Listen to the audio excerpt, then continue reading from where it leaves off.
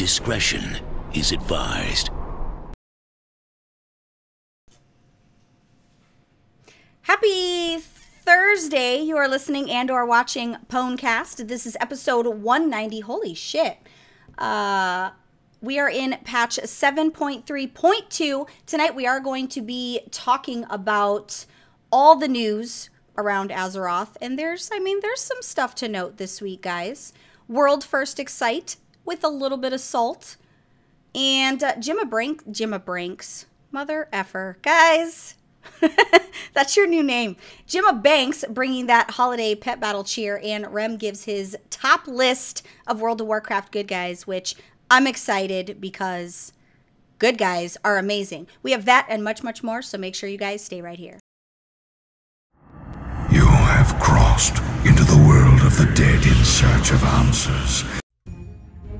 Amongst the Azeroth elite, there is a group that defies convention. A group that stands in the face of trolls and doesn't flinch.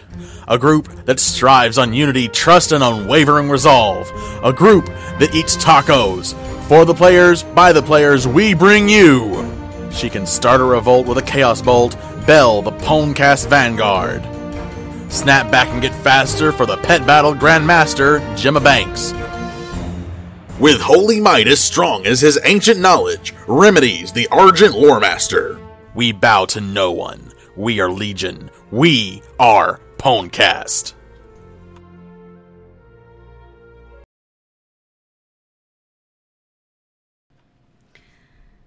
I'm not really sure what exactly is going on right now. But I do know that we need to start a Rem Needs a New Chair fund because that sucker's falling apart. I feel like we need to get you a new chair.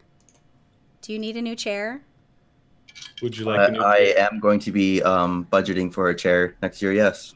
Yeah, you definitely need, and you need a new one from over here anyway because... Maybe if you were a good boy, Santa would have brought you one. You know, it's very rare that valid. Jim makes good points, but that's pretty, like, that hits the nail on the head. Maybe if you weren't mean to people pre-show, we wouldn't be having these kinds of problems, and Santa Belle would assist in that matter. I'm fine. He's good. I guess he would rather be a dick. Yeah, Belle, are you good? Am I Are you good? feeling good? Yeah.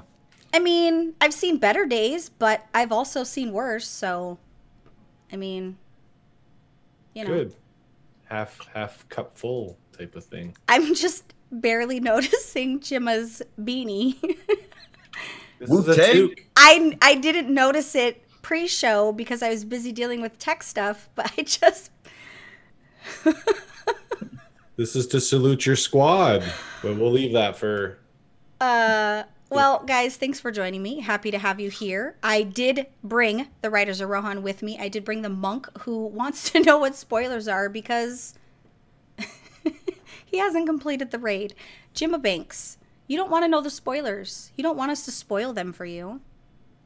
I don't want you to spoil it for the listeners that don't want you to spoil it. I want to know what's going on because you guys are over there plotting and I hear your conversations and I don't fully get them, but I know some stuff's going down. So I look forward to these spoilers or LFR to be open. Let me make you feel better.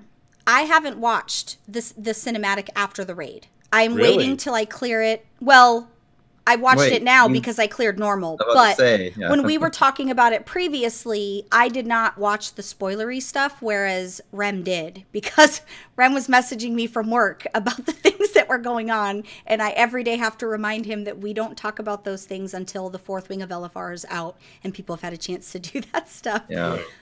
But it is good and you should do it. You should find a raid that would take you. I have, and I've If been only kicked we out of a few. had one. You like say that. you've been kicked out of a few? Yeah, we downed 3 bosses. Like I jumped mid. I think we were on the 4th boss, and because I didn't watch any video, we downed it. But as soon as I got my ring, I got booted, and then yesterday we downed the boss. I got booted too. So watch your videos and strats, guys, if you want to stay in raids. You're healing though, yeah? Yeah. Oh yeah, it's really important as a healer. A little bit. You know what's going on. Yeah. Aw. That I makes got me loot. sad. So I'm okay. Don't worry. We'll host a pug something one like night for you so that you can Yeah. finish the content that you need to finish. I did also bring the very grumpy priest, guys. He's grumpy because he's sick, and that just is what it is. But he apparently loves spoiling himself with upcoming stories. Rem, is this true? It is true, because I don't think it's spoilery. I want to know beforehand because I'm just as excited going through it. Now, if it's Star Wars, I will kill you. But when it comes to Warcraft and if it like you have to unlock it doing something, I want to know because I'm going to be excited regardless. So you're saying if I were to spoil Star Wars for you, that you would not be as excited watching it? No, I would still thoroughly enjoy it, but I'd rather have that shock value at the cinema. But you don't want to have the shock value of the cinematic. Like, you don't want to But I mean, it's a little bit different. Because I don't know where I'm going with this, but when it comes to like a movie or like something that's not Warcraft, it's okay for me. But if it's Warcraft, I don't care because I knew where it was going. But it's cool to see it like twice, thrice, or fourth times. I'm gonna hop in there before you make it any worse because it's already going downhill quickly. So let's get some of the quick news items out of the way, and then we have a really good topic for discussion. Well, I'm hoping it's going to be really good in regards to the recent limit drama, but it opens up a door for a larger conversation that I wanted to have with you guys. So let's get into the important items. Raid Finder Wing 2 does open on December 19th. Now remember, since we changed the show day, the show no longer reflects like this current week's reset. It reflects the next week's reset since most of you listen or watch on Fridays. Well, Tuesday, which is the 19th, is the second wing of the Raid Finder. The weekly bonus event for next week is going to be the World Quest one, which is money, guys. Like, it's 5,000 Nord resources. Yeah, it's just money. And since I do the missions on Belle, I've noticed that I run low on those resources because I use it as a means of getting my AP while I'm not online. So it's really useful. Don't forget to grab the quest before you go to do your World Quest, because I do it every single time this bonus event is up. I do at least 10 of them before I realize I did not pick up my quest. So make sure that you guys do that. And I don't do it on Belle. I do it on my alts because I log on and do my things and completely forget. But I'm trying to be a better human, guys. I'm trying to be, better at like life and stuff, Well, good. We're encouraging you on your journey. I like how Jim is super supportive and Rem's just sarcastic. The angel and the devil. Actually, that's pretty accurate. Also, Feast of the Winter Veil is the 16th, guys. That's my favorite time. I'm going to tell you guys. Fan favorite event. That is the fan favorite event. Now, I like this time of year because I go back to my garrison and I have all of my decorations unlocked. So all my NPCs are walking around dressed up, and I've got all the Christmas decorations, and I just sit in my little like inn next to the fire and just like imagine I'm sipping hot cocoa and I'm just chilling in my little, my little space. Am I the only one that does that? Yeah. Yeah, my garrison's still Halloween stuff. Well, it did have Halloween stuff. I do take advantage of those decorations because I like the immersion of being there and it feeling fun and festive. Now, there's a few changes to note. They've added a new toy, which I guess is an improvement on the Hearthstone table. It's called the Hearth Station. I don't know what it's improved, but apparently a goblin improved it. We don't really know how we're going to get it, but I think according to Wowhead's like data mining stuff, they're usually pretty good about kind of knowing where stuff is coming from. They think it's going to be from the Gently Shaken gift. Last year's present, which everybody remembers because I was really excited about that. The disposable Winter Veil suits, they're probably going to move that to the stolen present because that's kind of what they've been doing for the previous year. The 2017 Winter Veil gift is a toy weapon set, which is basically a wood sword, a wood shield, and your imagination. I don't really know what that looks like. I don't know what that means. I don't know, but I'm assuming. Someone's You're never gonna been LARP to imagination. inside an RPG. Well, and it awards an achievement, don't play with that in the house, which I think is kind of funny because the amount of times I say that to my children makes sense that they would put it in game. And then we'll have that same, that cool snow globe thing that was in like Delaran, and I don't remember if there was one in Stormwind. I don't know that I actually went to Stormwind last year during the event. I think I might have just done it. I'm not really 100% sure, but I only walked into it because it's in front of the Warlock, where the Warlocks go for their order hall, and just like kind of floating and chilling, which is cool. It's something to do. I like to AFK in there just because, why not? You're in a snow globe. Why not? If you have your garrison and you haven't acquired those, all those different decorations, which there's old box of decorations, festive outfits, which dresses up all your NPCs, little helpers, and imported trees. Ball of Tangled Lights is my absolute favorite. I love dealing with that every year in game and in real life. You just need to do the quests that are in each garrison. There's a little quest giver too, and she'll give you quests to do Mary. You get the Mary supplies, and that's how you purchase those. If you're interested in going back into your garrison, if you're like these two and you're like Bah Humbug and that's not really your get down, that's cool too. That's pretty much the important stuff to note. There wasn't a whole lot. They don't usually add a whole lot. They did a lot of their major revamps for adding stuff to the holiday, I think, when the Grumpus thing happened, right? Yeah. Which is in Frostfire Ridge. Yes, Frostfire Ridge. That was when they added like major changes, which was pretty cool. And then there's a pet to talk about, which Jimma will cover that in his segment. So I'm going to leave that to him because I'm a good girl. I don't steal other people's segments. That's just not how I am, guys. I don't roll that way. That's pretty much like about method. Okay. That's pretty much like the important stuff. There's hot fixes, but most of it's raid tuning. Nothing really huge to note. Now, for most of you, you already know that Method took World First Argus yesterday. What? I know. Spoiler alert. What? This is news to me. Guys, I was so excited. Like, I was completely jumping up and down. I was sharing Sko's stream everywhere because he was doing like a celebration stream. They were so happy. They were so happy.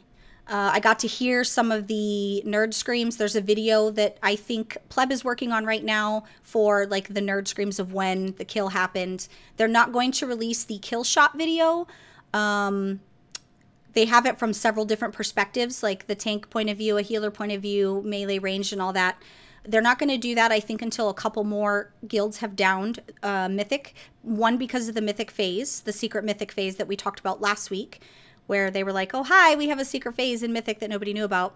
And two, out of respect for Blizzard, to allow these guilds to down it on their own without watching the video on how to do, you know what I mean, like how they did it. So that's pretty much why the kill video isn't out yet, but it will be as soon as Sko feels comfortable being able to do that, or I'm pretty sure. Is the raid too easy if they beat it that quick? Well, and I know it takes skill to do it. Well, obviously. and that's something that we're going to talk about here in a second, because this all of this kind of connects together. Exorcist did get world second, which is cool. Method took 319 wipes, and on their 320th pull was their kill. Now, inadvertently, I'm not giving any secrets here because he accidentally said it on his stream, and everybody already heard it. He thought he muted because Jari had asked him at what percent were they at before the reset, and he accidentally said it on stream. Those are kinds of things that they don't really share, but I think he said they were at 4%, 4 or 7% or something like that before reset. So, which oftentimes, even as like a pleb raider, sometimes the next day is better. So they were at 4% and it reset the whole raid on them? No. Like, so their very last pull before they were done for their raid time until the reset, right? Because they raided right up until the reset, and then they probably slept through whatever before the reset. So they raided the day before reset, and then they probably slept and ate, hopefully showered. Maybe not all of them. I don't really know if everybody showered. And then when reset happens, they start as soon as reset happens. Oh, gotcha. Okay. So it was basically their last pull before reset.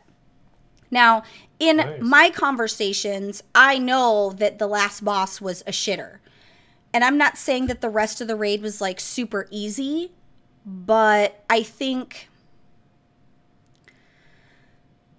the Kill Jaden wipes were up in the like 500s, 600s. I feel like Kill Jaden was like 600 something.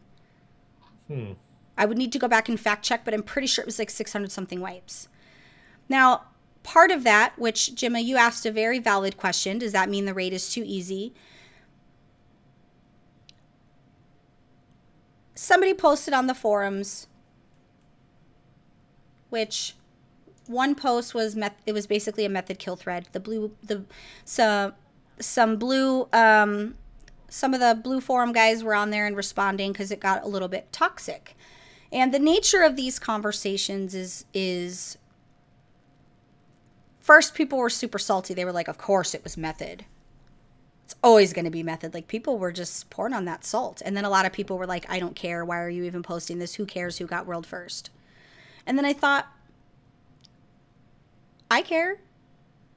You don't have to care, but I can care. I don't care about the other bullshit you posted on the forum, but I don't post on your forum and ask why you're asking all these stupid questions on the forum. Like, just because not everybody is interested doesn't make it any less valid, right? Because most people are pretty salty. But I can tell you, after he killed it, he went on stream because you could tell he was just like super relieved, and he had like 14,000 viewers in the span of like 3 minutes, all on there to celebrate. He had like this big long like sub train and like all this stuff going on. Clearly people care. But the whole nature of this, and that is there was this forum post that was kind of talking about that, the method kill post, where this guy was like, reading through the blue commentary regarding methods kill, I really enjoyed the backhanded shot they take. And basically he tried to like paraphrase, if you drop Argus raid boss on vanilla raiders without add-ons, that boss would be alive for a longer time. Here's the thing. That's not really what was said at all. And I don't like that they give misinformation, but the whole nature of the thing is, are the raids too easy and do the add-ons make it even easier? Correct me if I'm wrong, but they don't have placement add-ons anymore, right? They no longer show the visuals. Those are not allowed. So they don't have add-ons that show them where to stand. We have DBM. I think most of the method raiders use bigwigs, question mark? I don't know. Yeah, I don't think a lot of the method raiders even use DBM. From what I know on the back end of all their guides, it's bigwigs is usually the one that they recommend. I don't really know because I'm not a method raider. So the question, which is a question that I wanted to pose to you guys, is one, are the raids too easy because this is happening in a week? I think people expected Argus to be killed sooner.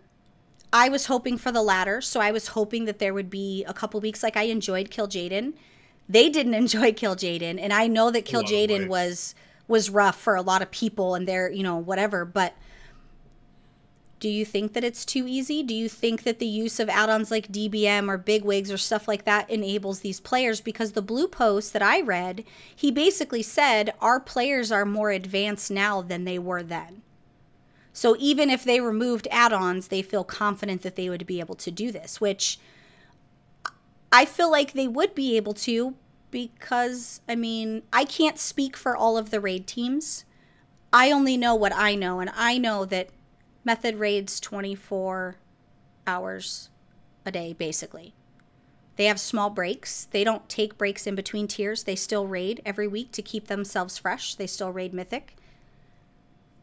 I don't know what other guilds do. Do they work, after they farmed it? Do they keep raiding to keep themselves sharp? I don't know what they do. I only know what I see on my side. So the question is, do you think the raids are too easy? Do you think they're being killed too soon? And that's to you two. And then, of course, the viewers at home comment, whatever. But, Rem, what do you think? You're kind of an old school player, so you would have more of a vantage point than anybody else. I have no... Just kidding. So The problem with it nowadays is they have, like, however long the testing is on the PTR, they have a lot more time nowadays in current tiers than they did previously to actually do testing. They have, even though the official race starts on the day it opens up, they're doing that raid nonstop during the player testing beforehand. Whereas before it was like the longest time it took something to kill, I think it was like Cthulhu or Ragnaros, something like that from vanilla.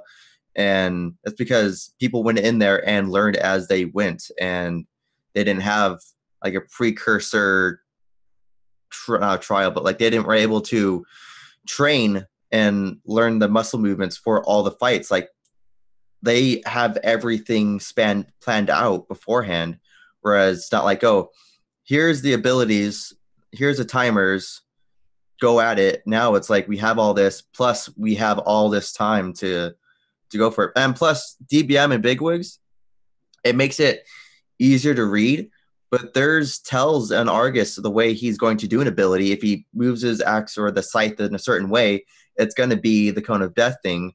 And if like for instance, I can't remember the boss, but like when his energy bar went up, he would use this ability so you know when to move. So even though DBM makes it easier to read, it's not necessarily necessity. It's more of just a quality of life thing. Yeah, that's my opinion. Well, Yeah. and I was going to write down what you said because there was a point that I wanted to make about that. But I do want to also say before we swap to Jimma's feels, I have DBM and I still don't do the mechanics right all the time. So it doesn't do the raid for you. You still have to do the raid. You still have to do it. Like it doesn't click buttons for you. It doesn't make you a better raider. It doesn't make you have fast response times. It doesn't make you be able to adapt when the raid situation changes. Now, Jimma, what do you think? Well, it does. I don't know. I'm not saying like the add-ons are there for a reason. Obviously, it makes your life easier. Like they're getting these add-ons for a reason to assist them to make things easier. Now, I asked, is the raid too easy? That might not, like, obviously these guys are professionals and they're raiding 24 hours a day, right? So I know the mythic level of the last one just destroyed guilds, or it made, you know, mythic is tough. So I don't really know, as a regular person who hasn't cleared normal, can really say, is it that easy because of the skill level of these players? But I mean, if you're talking add-ons, the add-ons definitely make it easier, but everyone has access to the same add-ons. So to say they wouldn't have done it this fast or not is hard to say, but they're definitely using them for a reason. I agree. And although the raid was difficult, the main reason that the guild issues happened was because this was before the catch-up mechanics for the weapons. It posed a problem with being able to raid swap when they needed a certain comp for, you know, a certain set of bosses or whatever. It made it really difficult for mythic raiders to be able to do that because you had to grind. Right now it's pretty easy because we have the global bonus. Like, they've made a lot of really good changes, but a lot of that had to do with power and not and legendaries and those kinds of things that were out of our control, really. I can't remember his name. The Guildmaster of Midwinter had posted a really, really long, in-depth post where he had addressed the issues for mythic raiders at the beginning of the expansion with not being able to do certain things and so many things being unknown in RNG. The legendaries being one of them, where they would take a raider who had their 2 best in slots over their raider who didn't, because not because one raider was better, but because they needed it in order to be able to progress, right? So there were so many things that were kind of beyond your control, because the name of the game for this expansion was RNG and grind your artifact power. In the very beginning, that was basically like we prayed to the gods that we got a legendary, and when we finally did, it was the stupidest fucking legendary ever imaginable for your very first one on your class. Very few people got their best in slot right away, and those things mattered. And if you guys flash back to when we first talked about this, and we did talk, this was even right at the beginning of the expansion, we talked about how scary this idea is, because people that are professional like that, like these mythic raiders, they're professional. It's what they do. However, Rem made a good point, and I don't know if many people have considered this, because I don't even think I considered it until Rem made mention of their practicing and stuff like that. Something we have now that I don't know was in use back then. I don't know if there was PTR back in the days of vanilla. I don't really know because I didn't exist in this world in vanilla. So those of you that were in this world know better than anyone. But a few things that people don't understand is these raids are available in PTR for quite a bit of time. These teams spend their time in PTR practicing these bosses, practicing these mechanics. They already know what they're stepping themselves into before the raid is live. So while it might seem like they're downing them quicker than they should, in the age of PTR and being able to test things before they're live, they already know. Outside of small tunings, right? And the secret phase that nobody knew about because that was left out. Outside of those kind of changes, they test them. That's what they do. They already know. A month, 2 months before the raid even drops, they've been in there in PTR practicing. So I would say it's pretty equal. I think I'm just going to call you K because I'm not even going to try to pronounce all of that and just embarrass myself.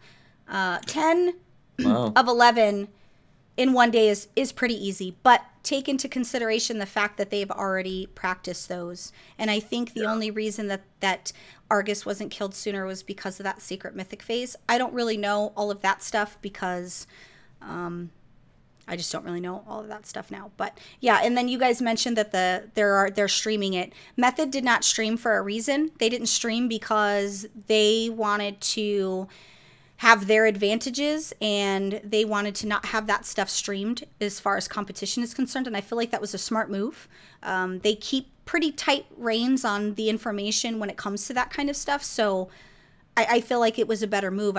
Although it's exciting to watch the world first streams and stuff like that, I understand why they didn't do that. So I feel like I don't know that I'm qualified to answer that question. I don't know that we're qualified to answer that question. I don't know that these guys on the forums who always want to throw back to the days of vanilla and the glory days and how wonderfully difficult it was. Let me tell you something. As much as I love things to be difficult, and I am one of those people who gets frustrated that Blizzard allows things to be easy for people, and I feel like that they pander to the newer generation of lazy, I don't want to go back to those days. I don't have 4 fucking days to spend on one boss. I have a job. The problem with the how it was harder, it wasn't harder, it was just more tedious. Yeah, I can't. Yeah, you did. Prism, you're right about that. They run a lot of splits on heroic. They do normal. I mean, they do a lot of things, but who wants to go back to that? Well, most of the people on the forums, to answer your question, are not qualified. That's why they're sitting there. I was actually going to mention that earlier. The people on the forums aren't your typical Warcraft players. I don't know how to explain it without bashing them, but they are not. Like, if I see someone complaining on the forums, it's like they have no PvP achievements, no rating. It's like, then why the hell are you saying anything? Let me tell you what this reminds me of. So everybody's so excited for these classic servers, right? Guys, we're years away. We're at least at minimum 2 years away from classic servers. Like, everybody's ready to go they've got their sticks and they're going to go fucking stab crabs because that's what you did back in the day. Like, they're ready, but it's not anytime soon. But even if it is, I look at World of Warcraft like cars. I know this sounds kind of weird. I love that animated movie. We'll see. Just follow me for a second. So, Lightning McQueen. Remember back when not everybody had a car, right? Because it was something that was brand new. People walked. They fucking had horse and buggies, right? Right. That's my cat. We had horse and buggies and like all of those things. Only like the super rich people had cars, right? Now, you could very easily drive on down to a car lot for the low price of half of your paycheck. You can have a brand new car. It runs, it works. You don't have to walk anywhere.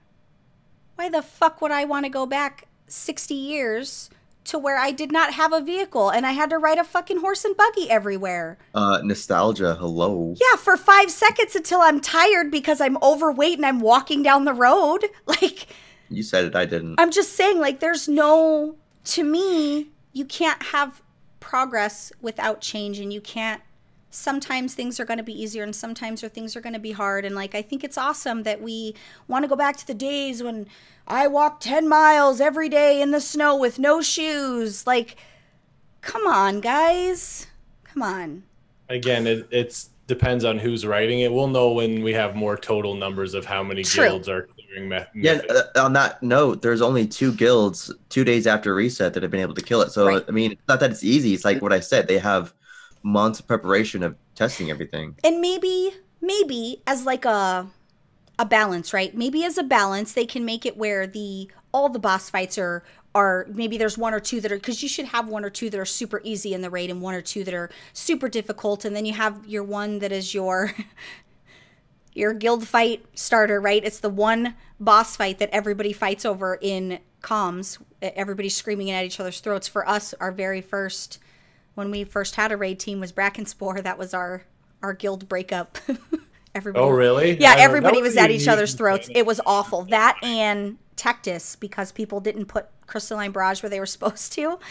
Oh yeah. Oh that's yeah, a it was waste. really bad. But maybe they could make the other bosses kind of equal, so it's not 10. Because I do feel like 10, and I agree, 10 in one day is a lot. But once again, like I said, they've Your cat's uphill explaining both ways. Yes, that's what I'm saying. Like, back in the day, let's go back in time 75 years or however many years ago, when back in the day when we didn't even have fucking electricity or running water. Like, Oh, hi, Sebastian.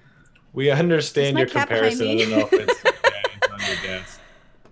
that's my cat. That is actually not Sebastian, that's Piper. Oh. See, you shouldn't have gotten the same colored cats. You could tell one's fluffy and one's not. Anyway, moving on. Call her with a bell. So that's all I wanted to, I wanted to have a discussion with you two. And then those of you that are watching at home or that are listening, send me an email and tell me what you think. Sometimes it is perspective. Like Jim was saying, it depends on who's writing it or what point of view. We don't always all have the same point of view, but I feel like the salt in this whole thing was frustrating, maybe more personal for me because I am a part of Method, and it isn't, I want people to understand that it isn't like, oh, I'm their lackey or I'm their, whatever, I'm Team Method because, blah, blah, blah. I get to see the behind the scenes and I get to see how hard they work and I get to see the stress and the blood and the sweat and the tears because I'm privy to these conversations in Discord. I get to see how hard these guys really work and the frustration when they aren't able to do something or, like I saw Scott barely slept that entire week, and when he did sleep he passed out and she was tweeting pictures of him like That's pretty funny. passed out. And it's not just because it's Method, it's any of these raiders that do that, but because I see the other side of it, like I was so excited for them that I could barely even work. Like I had to focus myself at work because I wanted to celebrate because it's a good accomplishment for them. So anyway, Yeah, your team won a championship. But I know, you know what they had on every run or every attempt because it matters, Belle? Ruins. they did. They do have those because it does matter. If you're not gemmed or enchanted, you ain't Mythic Raiden because they're about that life. And Well, good for them. I'm a little That's sad because my boy Deep Shades was on Affliction most of the time. That hurt my feelings, but I mean, You can't be surprised. no, because it's. I mean, that just is what it is. But I mean, Why were you DDoSing other healers, Jezebel? that leads me into the next discussion. So Why would you do that? normally, we don't like to gossip. Just kidding. We really love gossiping. I tweeted out a couple days ago when this limit drama happened. What a fucking shit show was what I tweeted out. And then I tweeted, I repeat shit show because Icy Veins covered it. I don't think Wowhead at this point covered it. I don't even know if Wowhead ever covered it. So let me tell you, Rem's at work. I'm still trying to finish work and he's sending me this stuff that's going down on Twitter. And I'm like, hey, can you screenshot that before someone deletes it so that we can talk about it on the show? And he's like, okay, but I'm driving and like all this stuff. Anyway, moral of the story is this was like live breaking news happening. Limit. Where do I start? Now, before I go on the record here, I do have friends that are in Limit Guild, and I have respect for all guilds. I have respect for all guild masters. I have respect for anybody that is mythic raiding. I have respect for all of those things. So this next portion is by no means any form of trying to bash anyone. But I also have to be true to who I am. So, Jim, you should just expect honesty in this situation here. Oh, you're free game on this one. This Good. one's...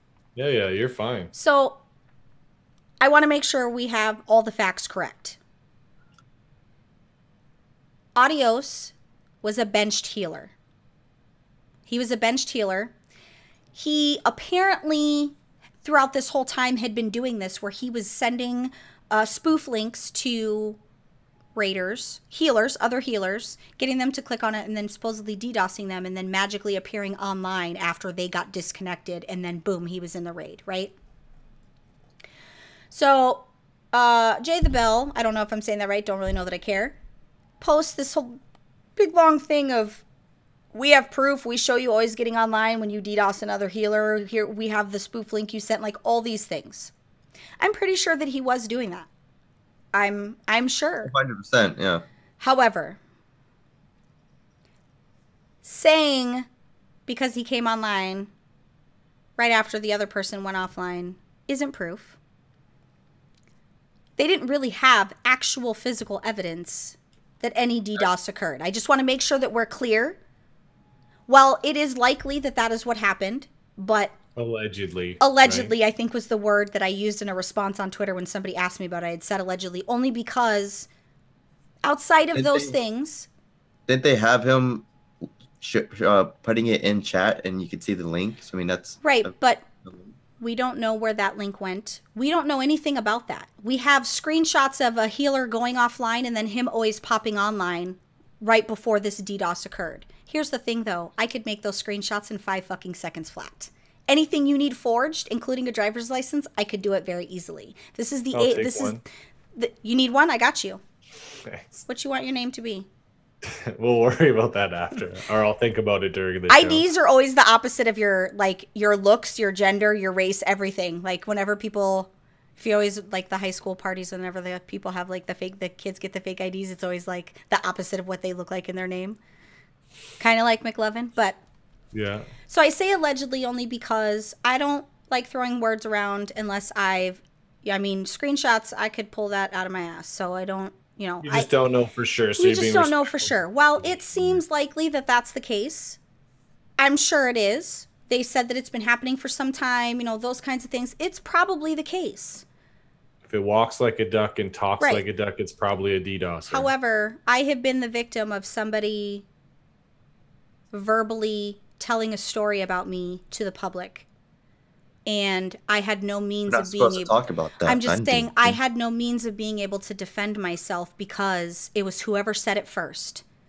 So I've been on the receiving end of it was unjustified.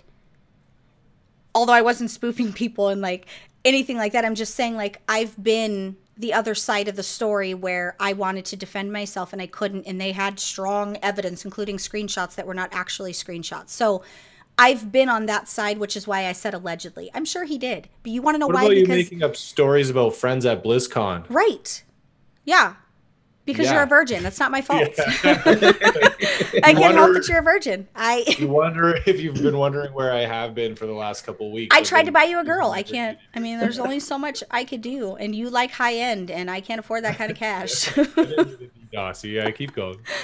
So, while I'm sure it did happen, we have no proof. But I want to just put this out there in the air.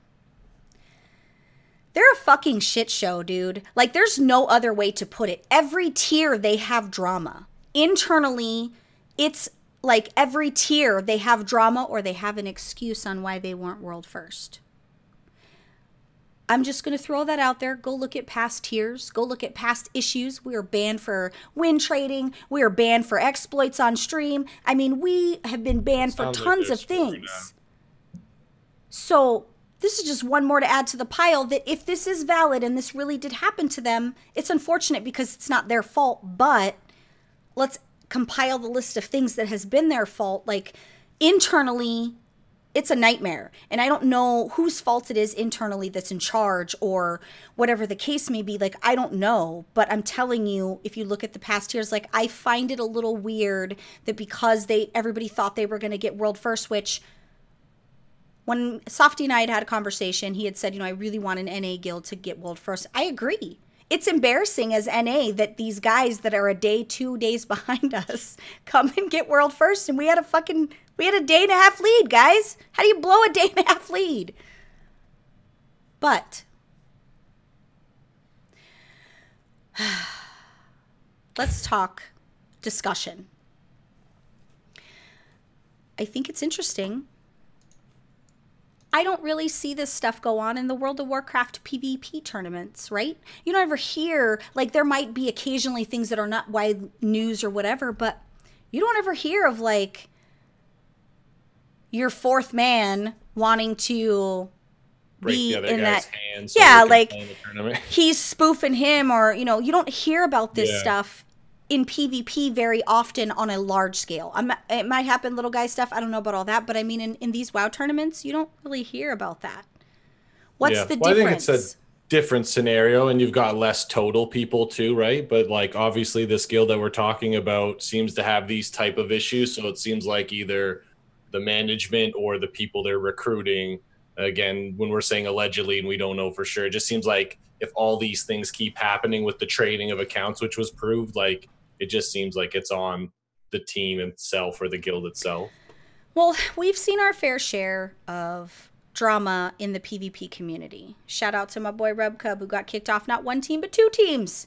But we've seen our fair share of, like, team swapping and that kind of thing. But I think that genuinely is the nature of people not getting along.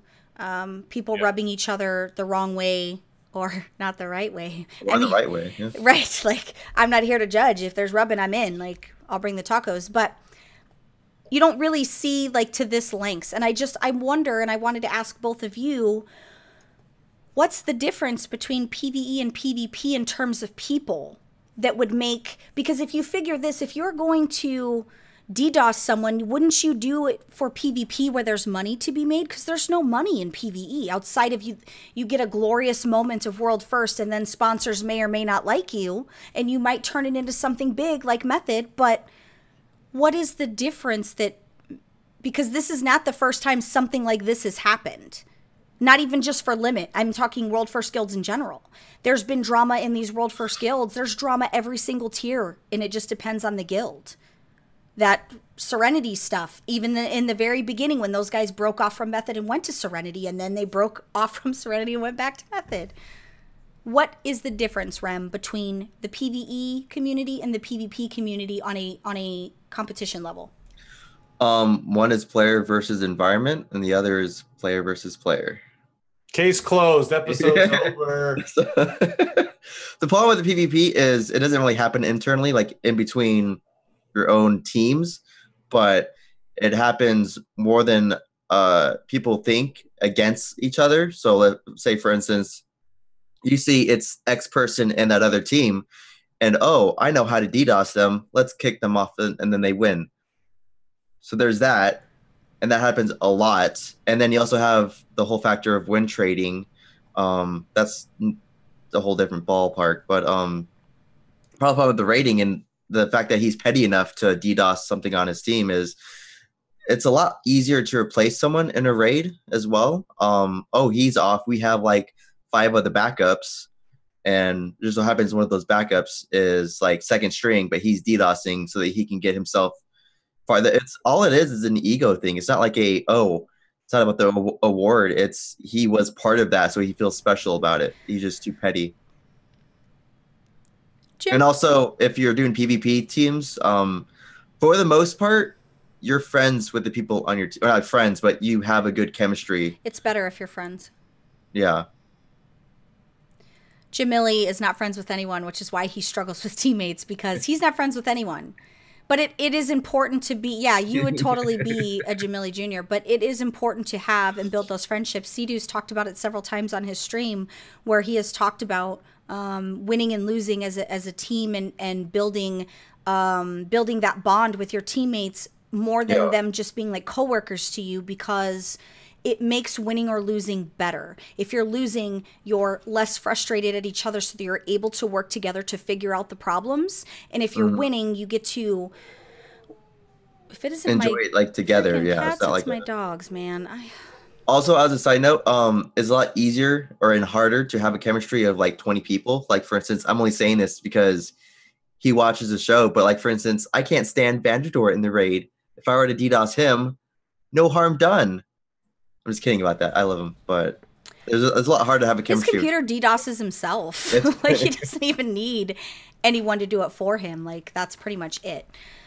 Jim, what do you think the difference is between the two sets of, it's both player types and content? Yeah, I mean, I don't know if I can specifically give you an answer to break down the difference between the type of the player for each one, but this is just an example of just someone being a wiener who wanted to, like, how do you not know you're going to get caught if you're doing stuff like that? So as far as just like the topic at hand, it's just someone just going to an extreme low and hurting your own team to get a little bit of, you know, the hype or whatever. But I don't know what the answer is to, as far as the different types of players. Obviously people like what they want or like what they like. And I mean, the key is just what's already been said by Rem. Like, you just have way more people as well on a raid team, so you've got that many more personalities. Obviously PvP drama happens, but I think this is just an example of one kid being a wiener that wanted a spot on the bench that didn't really deserve one. I'm going to end on this note with an observation. Now, for those of you who don't know me very well, and maybe you're new to the show, or maybe, you know, you don't know, I'm an observer, and I'm a read between the line person. Rem would call that, you know, sociopathic behavior, whatever. But I am that guy who analyzes everything that is said and done in every single setting. I am a people watcher. Sometimes too much. Sometimes too much, but it allows me to see things that sometimes people don't pay attention to. But I want to talk to you about public defamation and misdirection, because it's happened to me, but I know how it's done. So in this situation, the person that did these tweets said that he's been doing this for a really long time now. Hold up. Hold up. You mean to tell me you knew he was doing this the whole time and you let him do it? And now all of a sudden you're going to out him? All of a sudden? After he's been doing this for a really long time. We have proof he's been doing it for a really long time. Okay? However, I can tell you that somebody is your best friend until they are no longer your friend, and then all of a sudden everything they have ever done has been wrong. And I know, because I've been on the opposite side of that, where I was fine up until 5 minutes before we were fighting and we weren't speaking anymore. Then all of a sudden, all of the way that person really felt on the internet, everybody saw. But I was a great person 5 minutes ago. So if you mean to tell me that conveniently you knew he was doing this whole time, and you're just now outing him. Something happened internally with them. That's the reason I don't believe this story, and I'm going to go on the record and say that I don't believe the story at all. But also the way they held the public view of the way they were tweeting, like, oh, this guy was shit anyway, we're trying to replace him. Like, they didn't handle it at all. Because that happened to me, and you know the situation I'm talking about, Rem, and Jimmy, you know the situation I talk about, where I was the greatest person in the world 5 minutes before we were fighting, and then afterwards I was the biggest shit sucker known to man, and I was like, wow, that's super weird. But here's I'm losing count who it was. Right, there's been several, but this is the last thing I wanted to say to you guys on the internet is investigate, and don't just blindly believe the shit that you see posted. if it did happen, and I'm sure there's going to be people that are going to comment and be like, I have proof. I'm sure you do. Unless you can show me the fucking DDoS reports that it's coming from his computer, I don't really care. Here's the thing. I don't believe it for 2 seconds. I really don't believe it. I think something happened, and I think they use this as a means to do whatever. Maybe there was a big fight. Okay. Yeah, like whatever the reasons are, I don't really know. But if you expect me to believe that he had been doing this the whole time and they barely figured out the pattern. Listen, if you're the raid leader or the guild master and you barely figured out a fucking pattern, you're a moron. Like, if you let it go this whole time and you didn't figure out the pattern, you're a moron. And I'm going on the record and saying you're a moron. Because as a guild master, I've been a raid leader. I wasn't a very good one, but I've been one. Like, that is our job, is to pay attention to those things. And if you mean to tell me that you didn't notice every time someone went offline that this dude came online, it didn't click to you, because I tell you what, after the second time, I would have noticed it. Most normal human beings would have noticed it. You guys at home listening, you would have noticed it. It might not have been the first time, maybe not the second time, but by the third time, like, you guys would have caught on. So I do not believe 1 second of that story. Also, from a professional standpoint, it was very unprofessional the way that was tweeted. Mm-hmm. Like I said, I have friends in Limit. I have a lot of respect. Trill is Limit, and Trill's my boy. So, like, I have a lot of, well, I mean, he's not my, like, we don't really know each other, but, like, I kind of stalk him on Facebook, whatever. I would never, ever. You've never seen an unprofessional tweet from Pwnecast, ever. You've never seen an unprofessional. You've never seen an unprofessional Facebook post. You have never seen an unprofessional tweet from Belle or from Pwnecast? From Pwnecast. Okay. Sure. Yeah. Never would I ever use Pwnecast for vendettas, because in the moment of when Pwnecast was being smeared all over the place by several different groups of people who were old friends of mine, who decided they had beef for what reason, I don't know. Maybe it's because I'm white. Maybe it's because I eat tacos. I don't really know. I don't really care. But even in those moments, did I ever share that beef publicly from Pwnecast? Ever. In fact, I didn't even share that beef publicly on my Twitter. In fact, I didn't even share that beef publicly on my Facebook. Oh, shit. I might vague book post occasionally, but it was very unprofessional in my opinion. I thought it was very unprofessional. Vague book? You should have had an official statement, and you should have had that official statement and let that be your only source. You know, put it on Reddit or put it on your website. To just keep tweeting like that and then to talk shit on him for his play style and those kind of things like that, to me is just super the reason I will never take you seriously as a professional raider. And I don't know if I'm alone in this and would just like to know. I'm sure people are going to be like, wow, Belle, you're such a bitch. You're probably right, but I'm not wrong, guys. No, you're right. It might not be for this topic, though. Okay. So I forgot that the topic I had, what would you do for a Klondike bar? Because it seems like that's the... A lot. Anyway, Not okay. A lot. They're overrated, man. They are. Great slogan. Cookies and cream Klondike bars are legit as fuck. Yeah, the mint chocolate chip Klondike bars are... Ew, mint. So good. Okay, moving on. That's not mint. A lot of you saw that Celestalon has moved over to Hearthstone.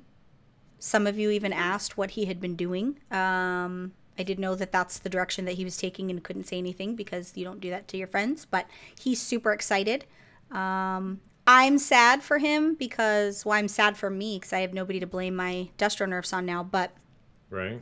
Maybe they'll stop happening now that Chad's no longer taken care of. Wouldn't that be interesting? Yeah, wouldn't it be great if all of a sudden Destruction was back on the top and it was because he had a secret hate? That would hurt my feelings because we're really good friends. So if I found out this whole time that he was a Destro hater. Maybe it would be a good chance for you to start unprofessional tweets from the Pwnecast. No. We don't do that, guys. You have to be professional. Guys, even in my biggest fights with ex-cast members, did I never, ever publicly, ever, never even on the show have I ever aired our dirty laundry. I can't believe people do that now. That's so weird. Anyway, so he's joining Hearthstone team. Guys, expect amazing things from Hearthstone if you guys are Hearthstone fans because he's going to put his everything into it and he loves Hearthstone. So I think on that note, what? Rem and I are starting a Hearthstone podcast airing Wednesday nights. Yeah, we're big Hearthstone players. What are you calling it? It's a secret. We'll bail that in some big tweets coming up. Got it. This Got is a it. Warcraft podcast. Spitting bars in the hearth. Right.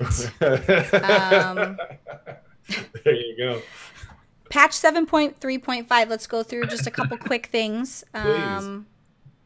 You need to win 100 arenas and 40 RBGs in one PvP season to get the Vicious War Fox. We're on our way.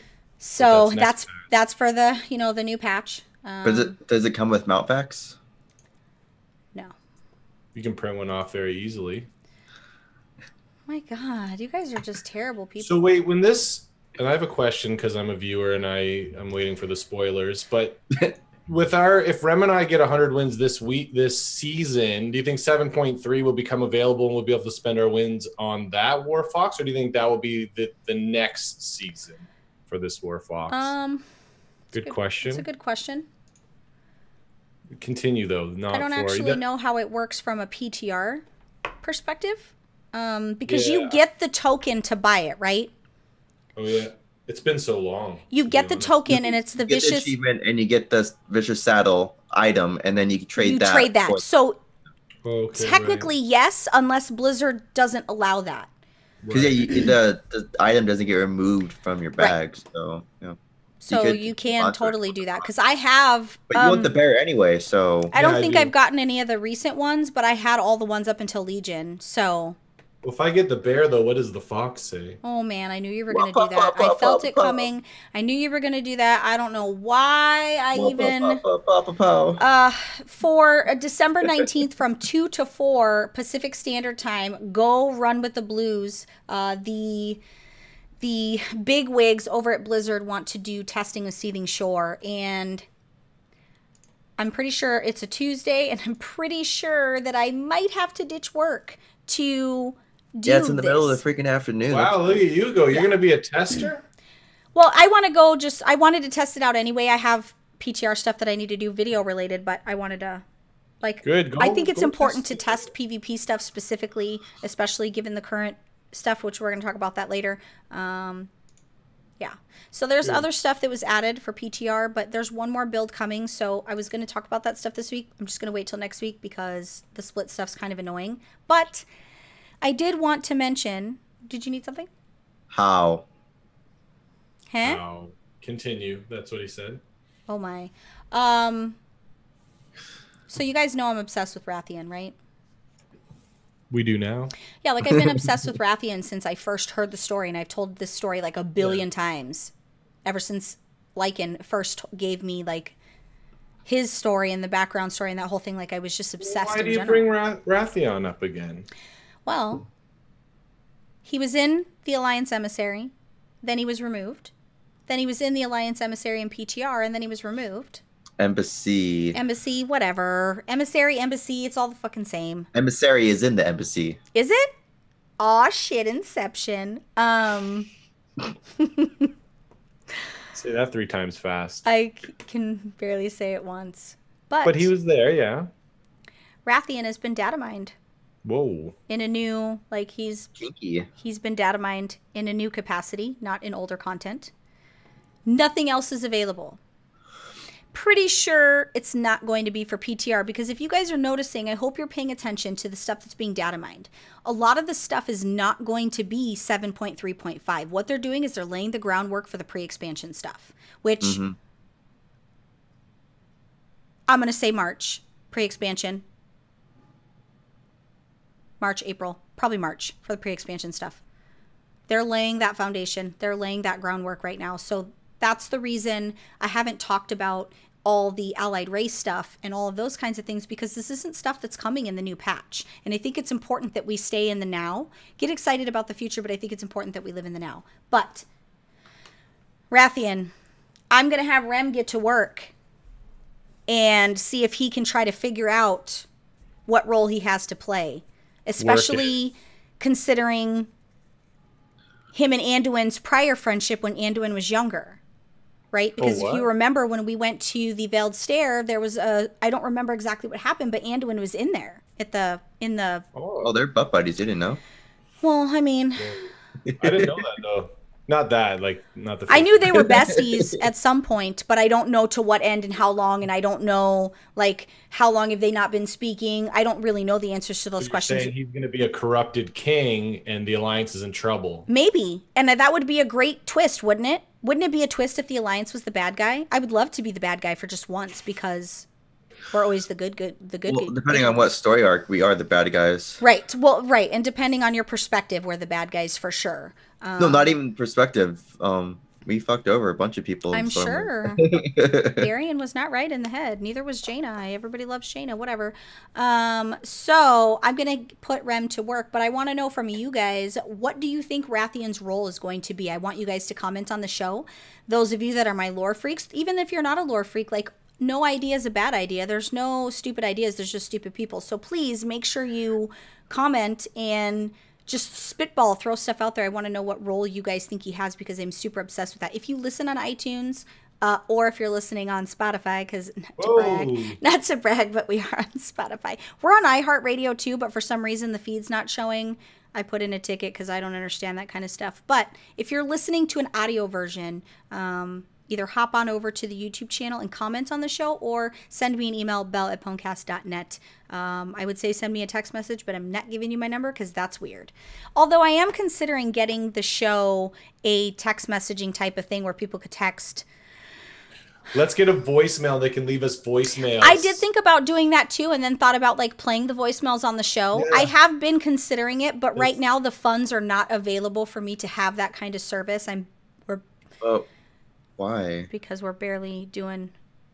We're in debt, okay? Yeah, we're barely covering show stuff, but we're working on that. Patreon has decided to back out of their changes that were going to basically screw creators and patrons who were pledged to them. They backed out of that. So in the coming weeks, since we are back live, although it's unofficial because we're still testing, we'll talk about some stuff for our patrons to do pre-links. A pre-link to the pre-show stuff that you guys, we would never post publicly because I'm a perfectionist and we're idiots. So funny stuff, definitely worth $1 a month for the patron for sure. And we're not going to do tiers. Like, you don't have to give $1 million even if you're a $1 patron. Everybody is the same, because I feel like that is a terrible thing. Anyway, that's in the future. Not really important right now. Okay, guys. It's that time? Yeah. Jim, I need to know. I need you to put me in the Christmas spirit with these pets. I need you to... Well, one of these pets that I'm about to mention will probably end up in your stocking, right? Whoa. Maybe... Pocket portal? Lumpy, which looks like some coal, maybe. No. But I'll tell you about those pets. Before I do, we're going to cover all the Wintered Vale pets. We discussed all the changes and all the hype that's going to be happening in patch 7.3.5 with, the pet battle Tabard and all the new PvP achievements we're going to have. But I mentioned last week that there was a unevolved Silithid grub. You got it, Silithid. Boom. So it actually got changed. We found out the name of it is Silithid Mini Tank is going to be the name of it. So it still looks cool. It's still the same looking pet. We didn't show you the image of it, but you'll see it when it's out. But this year we are going to get a new companion pet for Winter Vale. We're not sure how to get the Globe Yeti yet, but the Globe Yeti looks really cool. I like the image of it, even though it is kind of a reskinned of the Tranquil Mechanical Yeti or the Stunted Yeti, but the horns are a little different, and I'm excited for a new pet. The abilities look cool as well. I won't cover all the abilities just because we're going to go through the list of all the pets, but it does look good. Now, last year we didn't get any new pets. 2015 we did. We got the Grumpling, and that was possible to drop from the snow mounds in the Winter Vale Daily questing area in Frostfire Ridge. And that just seems to be like the cool little hangout for companion pets and Winter Vale stuff. So what I did find out, and I don't know if this is helpful for any of you trying to get Grumpling, you don't need to pick up the holiday dailies from the garrison to be able to loot the pet. You can just travel straight to the questing zone area and begin looting. And there's multiple snow mounds, I guess, to get it. I'm not going to lie, I didn't even go there at all in the last couple of years. I just bought my Grumpling off the auction house, so I didn't really participate. But one of my favorite companion pets that was from 2013, the Rotten Little Helper, that has a chance to pop up in your stolen present, and it has about a 1 in 65 chance to spawn. I used to buy and sell this a lot as far as like a companion pet in the auction house, and it just also really has some cool abilities. I remember, being in my prime of making pet battle videos and just getting, or the excitement of getting that pet and getting some of the first videos up on YouTube for it. I even I leveled up 3 Rotten Little Helpers, and I wanted to see how they all kind of did, because it just, a power version hits really hard, and he's just a cool little Grinch type companion pet. Also, in the same stolen present with the same odds, you have a chance to get Lumpy, which is not really a piece of coal. I just kind of said that that's what Sam Belle deserves in her stocking, just joking. But Lumpy's not a piece of coal. Just the image of it before you learn it looks like a piece of coal. It's like a little tornado thing, a reskinned image of Pebble, or there's another Twister type tornado pet that you can get. But Lumpy for a while was another pet I used to hustle on the auction house. A lot of these holiday pets you can buy and sell, but Lumpy's okay. It's a decent little battle pet, and if you don't get it in your stolen present, you can buy it off the auction house. All the 3 pets that I've already mentioned can be bought and sold on the auction house. You can unlearn them. Now, for the basic pets that we've had for so long, we've got the tiny snowman, and I almost forgot how to get these pets. I'm going to name them a little slow because we're just going to show an image of these pets because we're stylish like that, right? For the visual people here on YouTube. But the tiny snowman, I forgot how to get.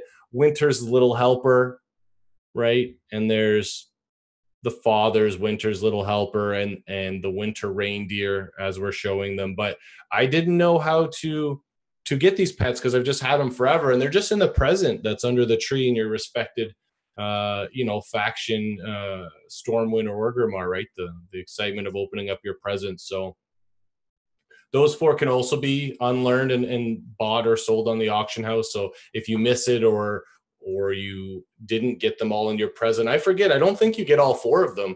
So it'll be interesting, and I probably should have did a little more research, but I don't think all 4 pop up in your present. So I think you're maybe getting 1 per year, but at this point they're very low cost. I think I bought them. I think I might have gotten 1, but I was obsessed with the reindeer. And then when I found out that my little helper rides a reindeer, I was obsessed with the mistletoe so that I could ride a reindeer, and then my little tiny slut-dressed helper could. I think that's Winter's Little Helper. Yeah, or the but she's, father's Winter Helper. She is being dressed a little scandalous for Christmas, but I'm glad you brought that up because that's pretty cool. How the pets are on a mini reindeer and follow you around as well, right? So a lot of cool companion pets to get when Wintervale does come up. Now, I did talk about the new one, right? It was the Globe Yeti. Just wanted to go over some of the abilities really quick. I didn't have it in front of me when it popped up, but what a cool looking companion pet. And I don't have the stats for it yet, but I even was reading the comments and someone mentioned that they might get nerfed because if you're using in your 3rd ability, Gift of Winter's Veil, which you're just basically throwing a huge present and it's saying 788 magic damage. I don't know if that's legit now based on the stats, or maybe it comes in different breeds where that amount of damage will fluctuate based on the stats of your Globe Yeti. But to have Gift of Winter's Veil hit for 788 and then have this Haymaker ability. Haymaker in the 2nd slot it's only a 50% chance to hit, right? But it says it's going to hit for 985 damage. Now it hits for so much because it's a 50% chance to hit. But like if you hit with those 2 abilities, like most pets are dead, right? So it'll be interesting to see if these abilities on warcraftpets.com will stay. And of course, those will be on cooldown after you use them. And then on your first slot, you might just use the snowball or a rampage. Don't they normally, like for new stuff like that, aren't they normally similar to other things where they're like super OP because it's the flavor? And then like once the new of it wears off, they kind of tone it down? So the stats on pets don't actually fluctuate very often, and I think you're thinking of Graves specifically because we talked about Graves so much during the expansion, and it was the Heroes of the Storm pet. So not only was it very What was the overpowered, Heroes of the Storm pet? the shoot, didn't I just say it? You made me forget it. I just had it. It wasn't. It's oh my gosh. I I'll know. find, What is it? they had to nerf it, right? So I'm gonna find out. I'm stalling because for whatever reason I'm having a brain fart. And But they nerfed it because it was too overpowered. So they nerfed it. Not only did they nerf the stats, but yes, Isn't it the Graves? yes, thank you, Oh, Graves. I never Yeah, got that one. Yes. Right. So not only did they nerf the stats, but in the third slot and the second slot, they had to they made it so you actually had to make a decision between the two instead of being able to use the one round and the next round. The AoE was just so overpowered, and AoE kind of took Storm in the Warlords expansion where they just needed a nerf. Now I mentioned well, to answer your question, no, because they don't change the stats very often, but I think for that particular pet, I don't know if their game plan was to make it overpowered so you hit level 20 in heroes and then you can just rip through. But man, that was a powerful pet. That made my best team, which now is the best team again, in my opinion, my 3 pets that I've mentioned multiple times, be kind of like not good because the AoE was just so overpowering, so powerful, excuse me. But no, they just no, but this particular one should hit hard, hopefully, based on what I'm seeing. So it'll be very interesting. We don't know how to get the Globe Yeti yet, but as soon as we know, we'll let you know. One pet I left off the list, which isn't technically Christmas, but I used to use with my Christmas type pets, is Pengu.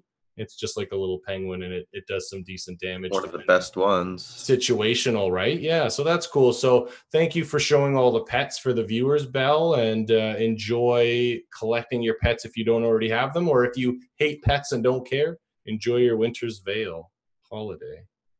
Flashback to me and Jimma getting the deluxe version of Overwatch so that we could, Right. what was it, like the origin, so that we could get the pet? Yeah.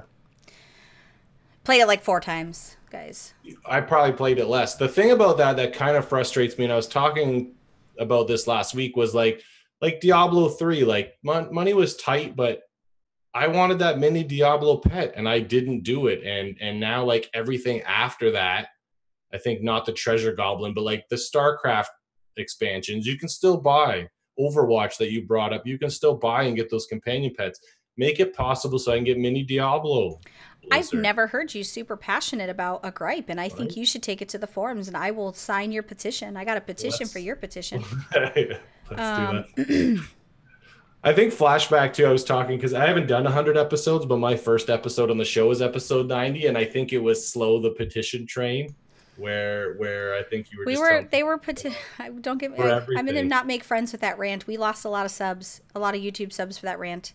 People were not happy with my feelings on putting somebody who had nothing to do with World of Warcraft in World of Warcraft. We're not going to talk about that. We're just going to move right the fuck along. Anyway, before we go into Rem segment, which I'm actually super excited about because I know a lot of bad guys. I mean, obviously, I'm a female, guys. I know a lot of bad guys. But I know a lot of the bad guys in-game, but there's probably a lot of these good guys, or whatever Rem is calling them. I just seen one of the people on his list, and I'm going to disagree. But before, I just wanted to say live, since we are live, I just got an email from FedEx. My package is being delivered on Saturday, and I didn't order anything. It's from wine.com. So whoever you are that purchased something from wine.com for me, thank you in advance. Just throwing that out there. If it's not Moscato, then they don't know you. Well, hopefully. I don't even know what wine.com is. I've never actually been to the website, but it's really exciting to know. But it says they sent me an email because an adult has to be present to sign. And the package is £6, which is exciting because that must mean there's like a good amount of whatever's in there. Anyway, moving on. That wasn't WoW related. I apologize. £6 is how much in US again? I don't know. I only know how much it is in US. I don't know how much it is in your kilos or whatever weird kilometers or weight distance measurements you guys have. Are you good, guys? Oh, see? You guys suck. Okay, Rem. So you're saying, if I understand this, BFA potential future heroes, are they heroes now? Yes. Because one of the people on the list I would not classify as a hero, but I'm a Jaina hater, so. See, that's... Spoiler! Sorry. No spoilers. Oh, 1 out of the Wow. 30 he listed is not a spoiler. It is a spoiler for the definition. You know, so there's 2 lists. One is the ones that we're actually going to be running around with in Battle for Azeroth, and there's another just because I had to do some of my favorites. Is the past and present, the one that we've lost or just not as prevalent in the current story. So yeah, it's not really good guys. It's more of just because, I mean, a bad guy you could see as being the Horde, but you know, it's just more of the heroes or what either side considers a hero for Azeroth. So the ones that we're going to be dealing with for Battle for Azeroth, I'm going to go from 5 to 1. It's only sort of 5 because it has to be quick and Are snippy. any of these spoilery, meaning we're not going to see them coming already? No, if you like watch stuff Battle for Azeroth, that's Okay, all got you. it. Cool. Okay, you know, if you watch the announcement, then nothing spoilery. But okay, so Varrock Saurfang, he's got a remodel. He's officially the leader of the Horde in Orgrimmar, so he's going to be really, really, really important. Not really important, but in the forefront of the story for Battle for Azeroth. And why he's one of my favorites is he is like the epitome of a badass orc. He is father of Draenosh Saurfang, who I mentioned before was one of the bosses in Icecrown. And he's also the brother of Broxgar Red, who, spoilers, is in another... is in one of my other top... What? Broxgar, Frieza was obsessed with Broxgar. That was like his all-time favorite NPC. You know, he's like one of the first mortals to harm Sargeras, so he's pretty badass in terms of badass level you can get. But so he has one thing I like about Varrock is he is extremely honorable, especially with his against his enemies. He is not a what's the word? Like a Garrosh where he was honorable, but he lost it and was just like, no honor, fuck you guys. Yeah, and also he had daddy issues. Very much so. He's also built like a brick shithouse. How exactly is a brick shithouse built? I need somebody to give me, if you are a plan builder, if you are an architect and you have plans for building a brick shithouse, shit brick house, whatever the fuck, can you please FedEx them to me so that I can build said house? It's big and sturdy. I just don't understand. But also the one thing that's not really common with orcs is, well, it's if you're not a leader, he is actually very calculated and he's a very successful leader and a very good tactician, like you saw during the Icecrown. And like they don't really show his battle plans, but he was a very good general. And number 4 that Belle here so happily spoiled is going to be Jaina, only because even with her shortcomings and her co-tendencies, you can say it. I'm not ashamed. There's only 3 people that she's had romances with, so it's not that like we know. I can say the same thing about you. Valid is you right. You right. You 100% right. But no, so it's Jaina because one, she's going to be, I don't know if she's going to be like all goody goody two shoes again, but they're bringing her back into the story in a good way. I'm hoping for Kulteris and dealing with her mother and dealing with the brothers that are no longer there, or I don't know what's going on with that.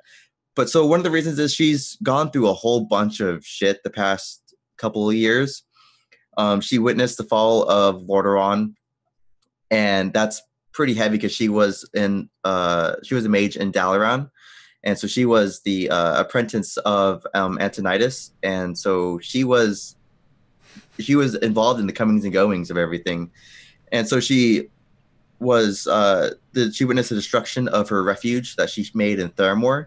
That was when she left Eastern Kingdoms when the Lordaeron fell, and she made Theramore there and helped the Tauren, the Orcs, and the Night Elves fight against Archimonde at the World Tree. And Theramore is no longer there. It's just a crater. Spoilers. And the loss of her father. In case you haven't been there, It's a hole in the ground. The loss of her father, regardless if it's her fault indirectly or not, Dalen Proudmoore was someone that she looked up to, and he was part of the reason why the Alliance of Lordaeron was able to become what it was before its fall. And that was a very big emotional impact on her when that happened. And her first love was Arthas. So she had First to deal... or 21st? First.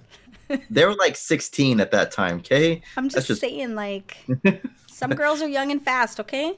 No, so she was alongside Arthas during his fall, and back when he went to Stratholme, and it was like straight up, hey, here's what's going to go down. We're going to kill everyone before they can turn into zombies, and everything will be all Gucci. And Uther and Jaina were both like, we can't go with you down this path. And then you have Icecrown later on in Warcraft that goes on, and it comes full circle for that. Also, about the Stratholme thing, it's very keen to what Sargeras has been doing, whereas instead of let's try to pacify or cleanse this planet, let's just cut it, let's just blow it open, let's kill everything so that the void can't taint it. I don't know why I use taint, that's so gross. Anyways, number 3 is gonna be Velen. Velen is an example of what the light is good for. He's the embodiment of light.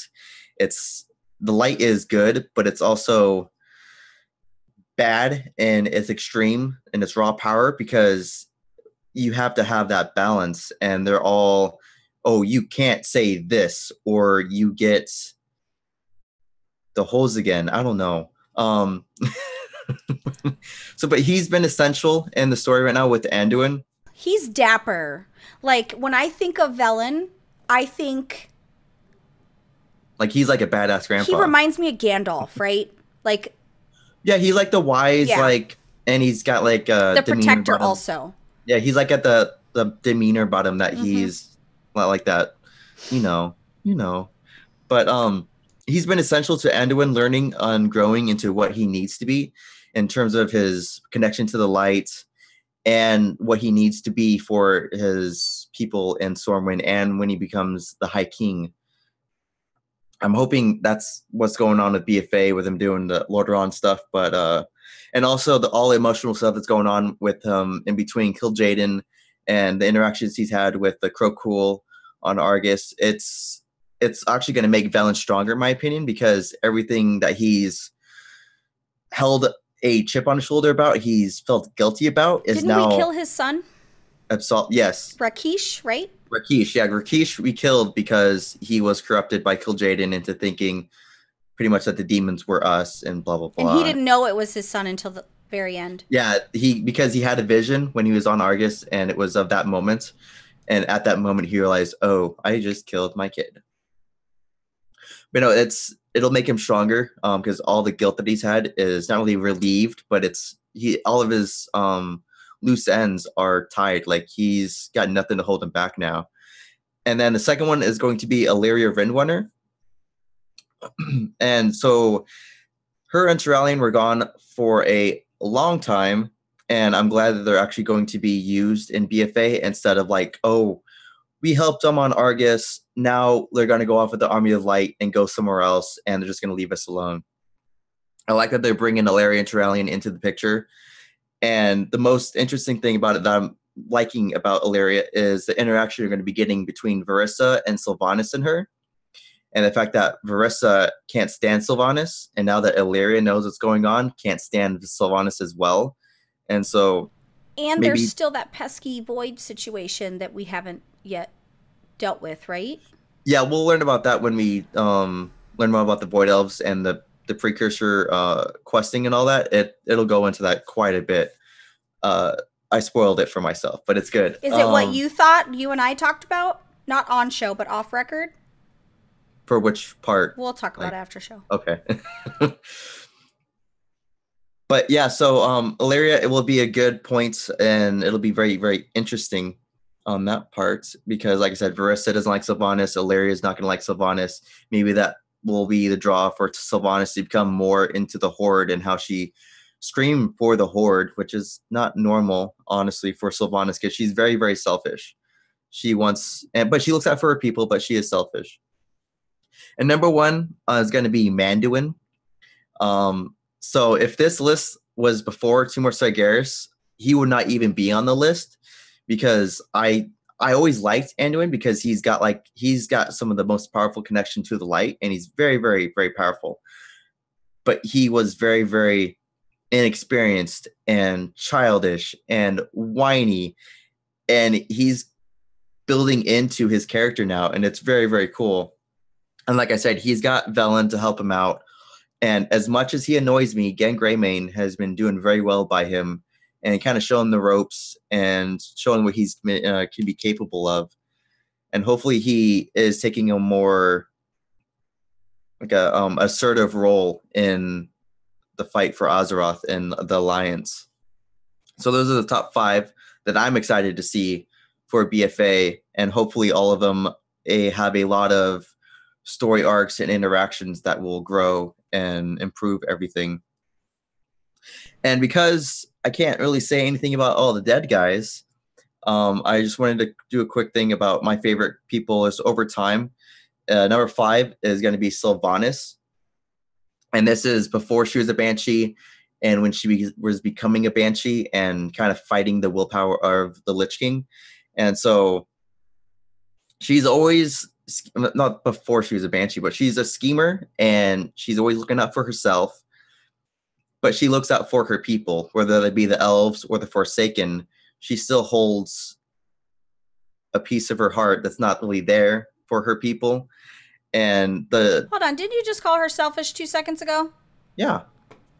Which is it? Does she look out for her people, or is she selfish? Perfect example. You're selfish, but you look out for Jimmabanks and I. Am I selfish though? At times. Oh, he said it on me. Like, I don't really know of there being moments. Well, there probably has, I'm sure. Yeah. You look out for the guild and the show, but you have your moments. I'm selfish. Selfish. When people eat my chocolate-covered cherries off my desk. You right. I'm a little selfish. You right. You right. Dark. I only had 2. I just want to point out, Jodaman, dude, Thrall. Don't get me started on Thrall, okay? Okay. But number 4 is going to be Varian, Rip, and Pepperoni. Even though he was gone for a long, long time, he was captured, and he had amnesia, and he was locked in the Gladiator as Logosh. Was this a fucking Days of Our Lives episode? Did I miss all that? I didn't know about amnesia. Really? No, I would have made fun of it because it sounds like a Days of Our Lives episode. But when he returned to Stormwind, he showed what he was made of. He led his people to greatness. He is a skilled warrior, tactician, diplomat, kind of. Did kind of say, if you do this, I'm going to kill you. That's not really good diplomacy, but it is what it is. He's an all-around badass. Dadgar is going to be number 3. That is because he is the reason for us being alive. He went to Outlands with the Alliance Expedition and the Sons of Lothar. And as Draenor is becoming Outlands and breaking apart, the portal and how it was connected to Azeroth and the Horde was still pouring through, we would have been toast. And he effectively cut off the line that was connected to Azeroth and saved Azeroth and kept everyone on Outlands safe as well. So this just shows, one, how powerful of a mage he is.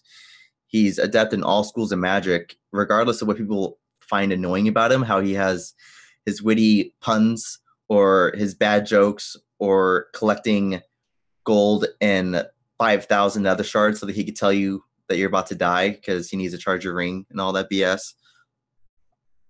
But he is part of the good guys. He is for the agenda of living, and that's awesome. But Broxgar the Red, Sourfang, he's number 2 only because number 1 is I have to keep him at number 1.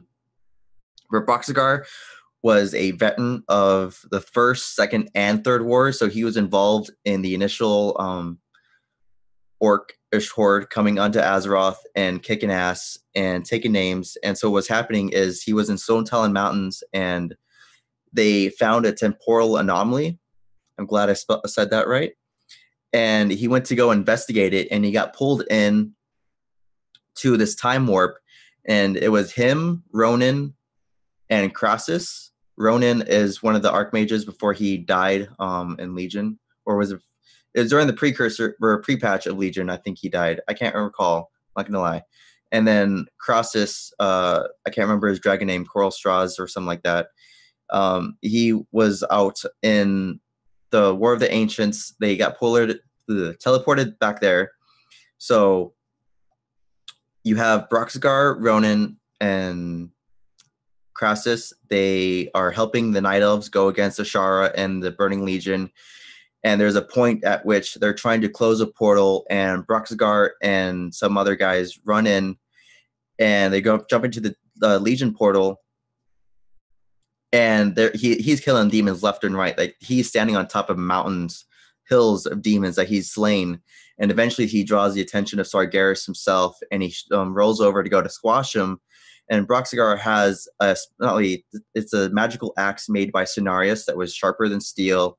It was a wooden axe. I don't know how that magically works, but he runs up and actually cuts and wounds Sargeras on his leg, which was unheard of by a mortal. The only other person that was able to single-handedly harm him would be Eowyn thousands of years later.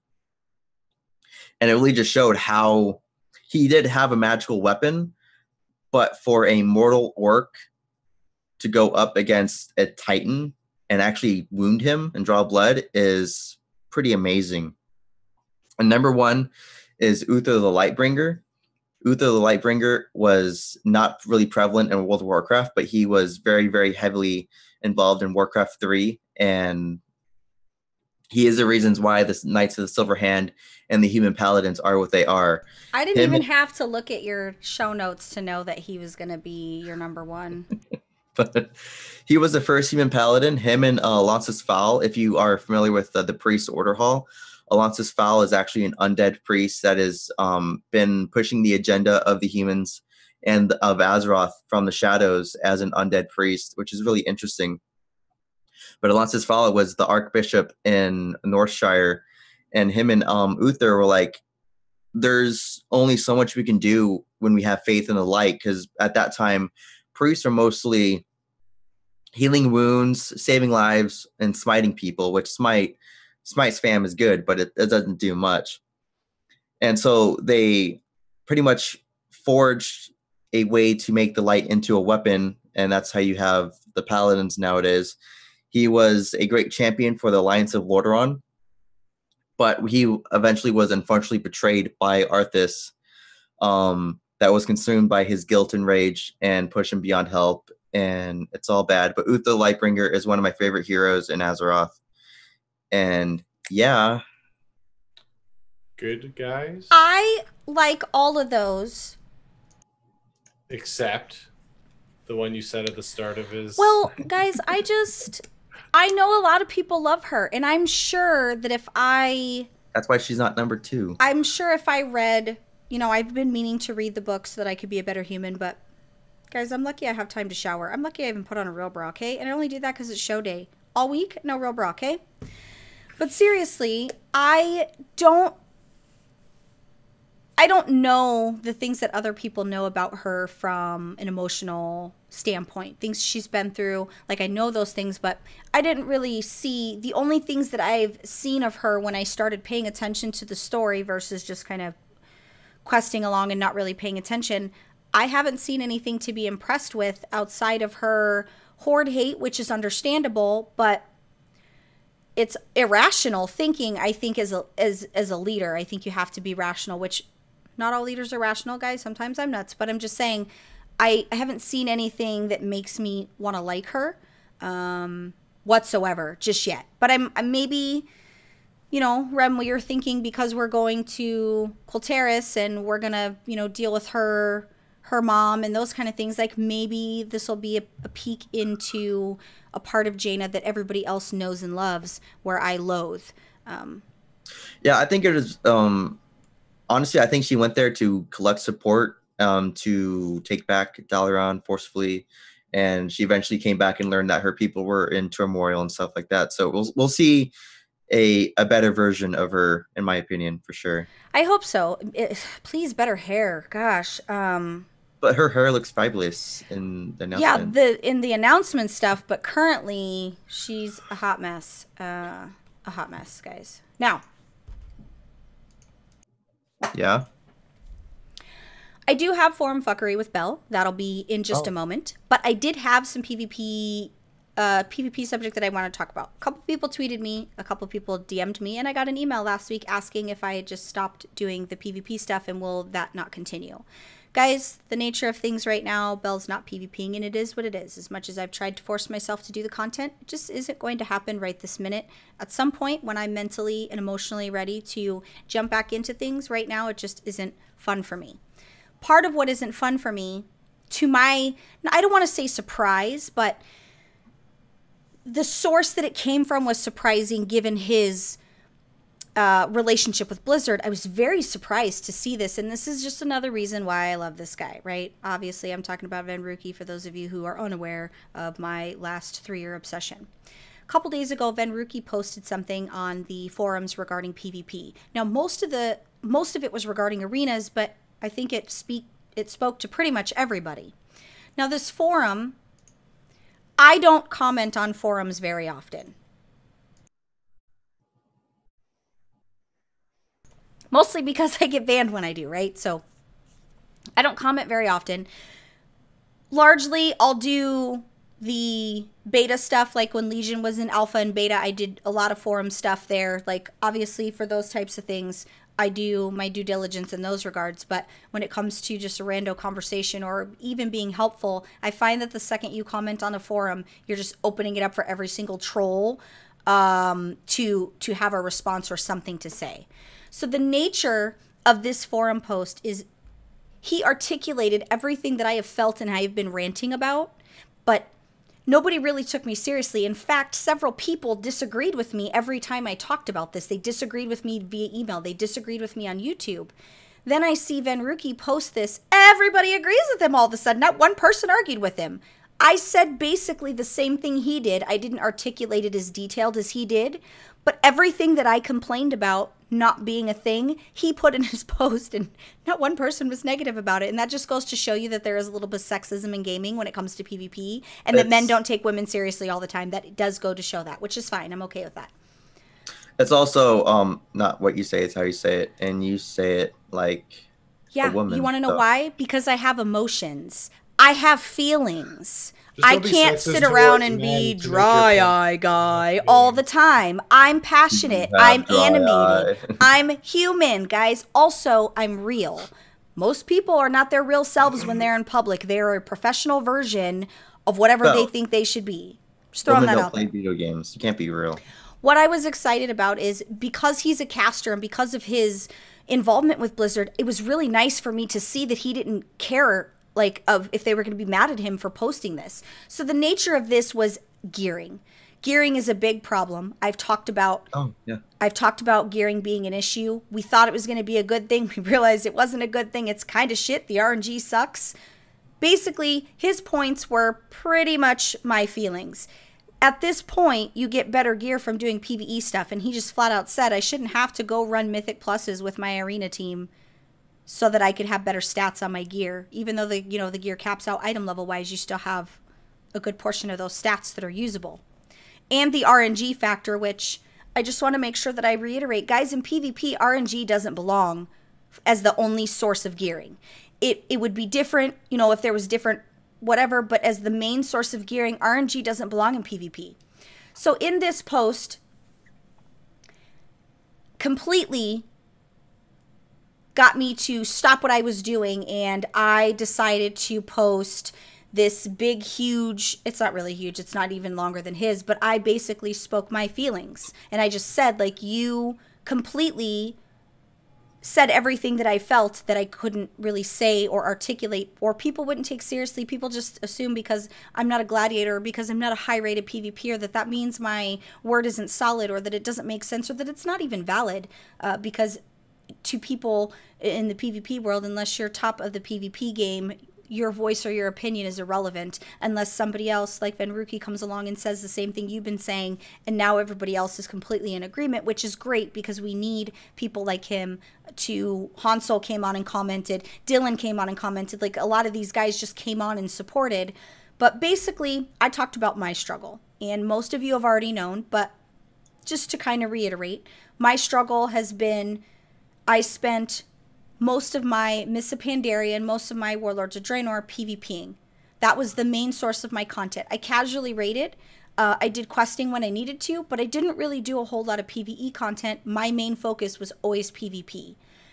I'm not, in a huge arena. I'm not a high-rated person. I like to do RBGs because I like the organization of RBGs and stuff like that. I miss the conquest honor grind.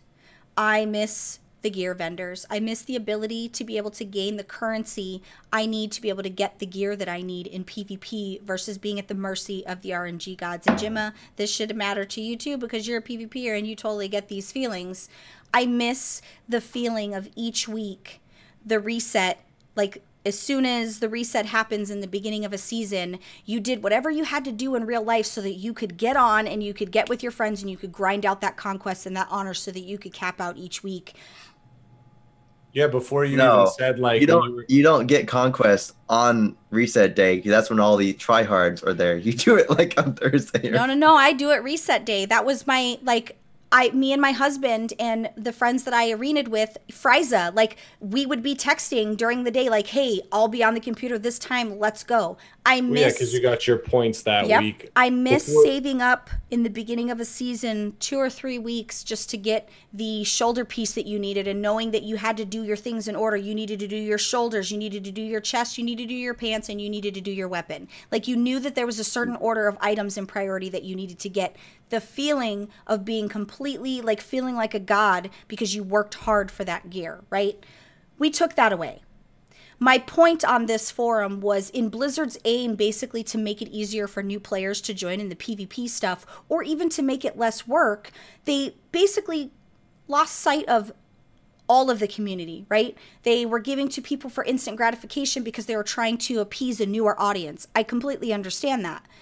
So my suggestion was, okay, you need to have both. What if you give us back our currency gear, you bring back our vendors, and maybe you keep RNG for casual people. Maybe it's a different set of item level gear. Maybe it's a little bit under honor level, or maybe it's a little bit, whatever. It's lower than what you could purchase, but it still gives people that don't want to grind out their currency each season the opportunity to have some RNG gear. I don't think RNG belongs unless it's a bonus. So if you have the option to get like an elite whatever out of a box, then I think that it matters. But basically, this forum post spoke everything that I had been thinking out loud. I'll post a link on the YouTube channel and you can check it out, or you could just, Google. I'm sure it'll show up there. It's gotten a lot of traction and it's being shared in multiple PvP forums instead of just the arena. But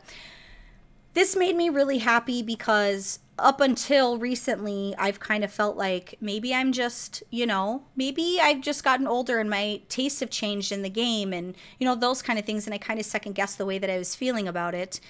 But it turns out that neither one of my co-hosts are paying attention to anything that I'm saying right now.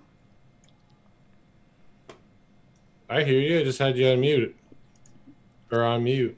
Well, how can you hear me if you're not looking at me? You want to see eye contact? Yeah, let's make eye contact. Let's make it super awkward. Let's do it. Anyway, so yes, there will be PvP. No, I'm not done. I just need to see some change because there's no reward right now. There's no incentive. It's not fun for me. There's nothing for me to work towards. The prestige system is a fucking joke. It's useless. It was a useless thing added to the game. Useless. I have an idea. What? Right. Because Jimmabanks and I are doing arenas, and Destro is actually really good in arenas. So. I just don't know how to play Destro in arenas currently. That's the only reason I don't. And I said that on the forums. I'm like, arenas scare me right now because I haven't. Fear and Chaos Bowl. Right. Yeah. It's my own thing that I have to get over. No, I'm not completely done with PvP. I'm hoping after the holidays I'll have some time to just once I get back into it, it'll be easy. I just have to, it's like going outside. Everybody knows Belle doesn't go outside, but the second I go outside, I'm having a good day, right? Yeah. Like, I just have to push myself off the couch. So, anyway. Forum fuckery. Guys, we have some good ones. We have some real good ones. The first one on our list, for those of you who are wondering what forum fuckery is, this is something I'm doing in the meantime until I can get back to the PvP stuff. Basically perusing the forums, which Rem sent me a couple links, and I've been doing my research this week and finding the best of the best of the forums. This one is titled, Button to Not Group with Foreign Servers. Button to not group with foreign servers, in case those of you at home didn't hear me. This person said, it's unfair to me and people who don't speak the same language to group together. I'm consistently grouping with people who don't understand mechanics, and I can't communicate with them, nor can they communicate with me. Go ahead, forum trolls, was his ending sentence. Did he get trolled? Yeah, he did. He did. Somebody, the very first thing, somebody was like /4 is guild recruitment, I believe. And someone's all, was it the poster? Someone's all, you're stupid. That doesn't fix LFG.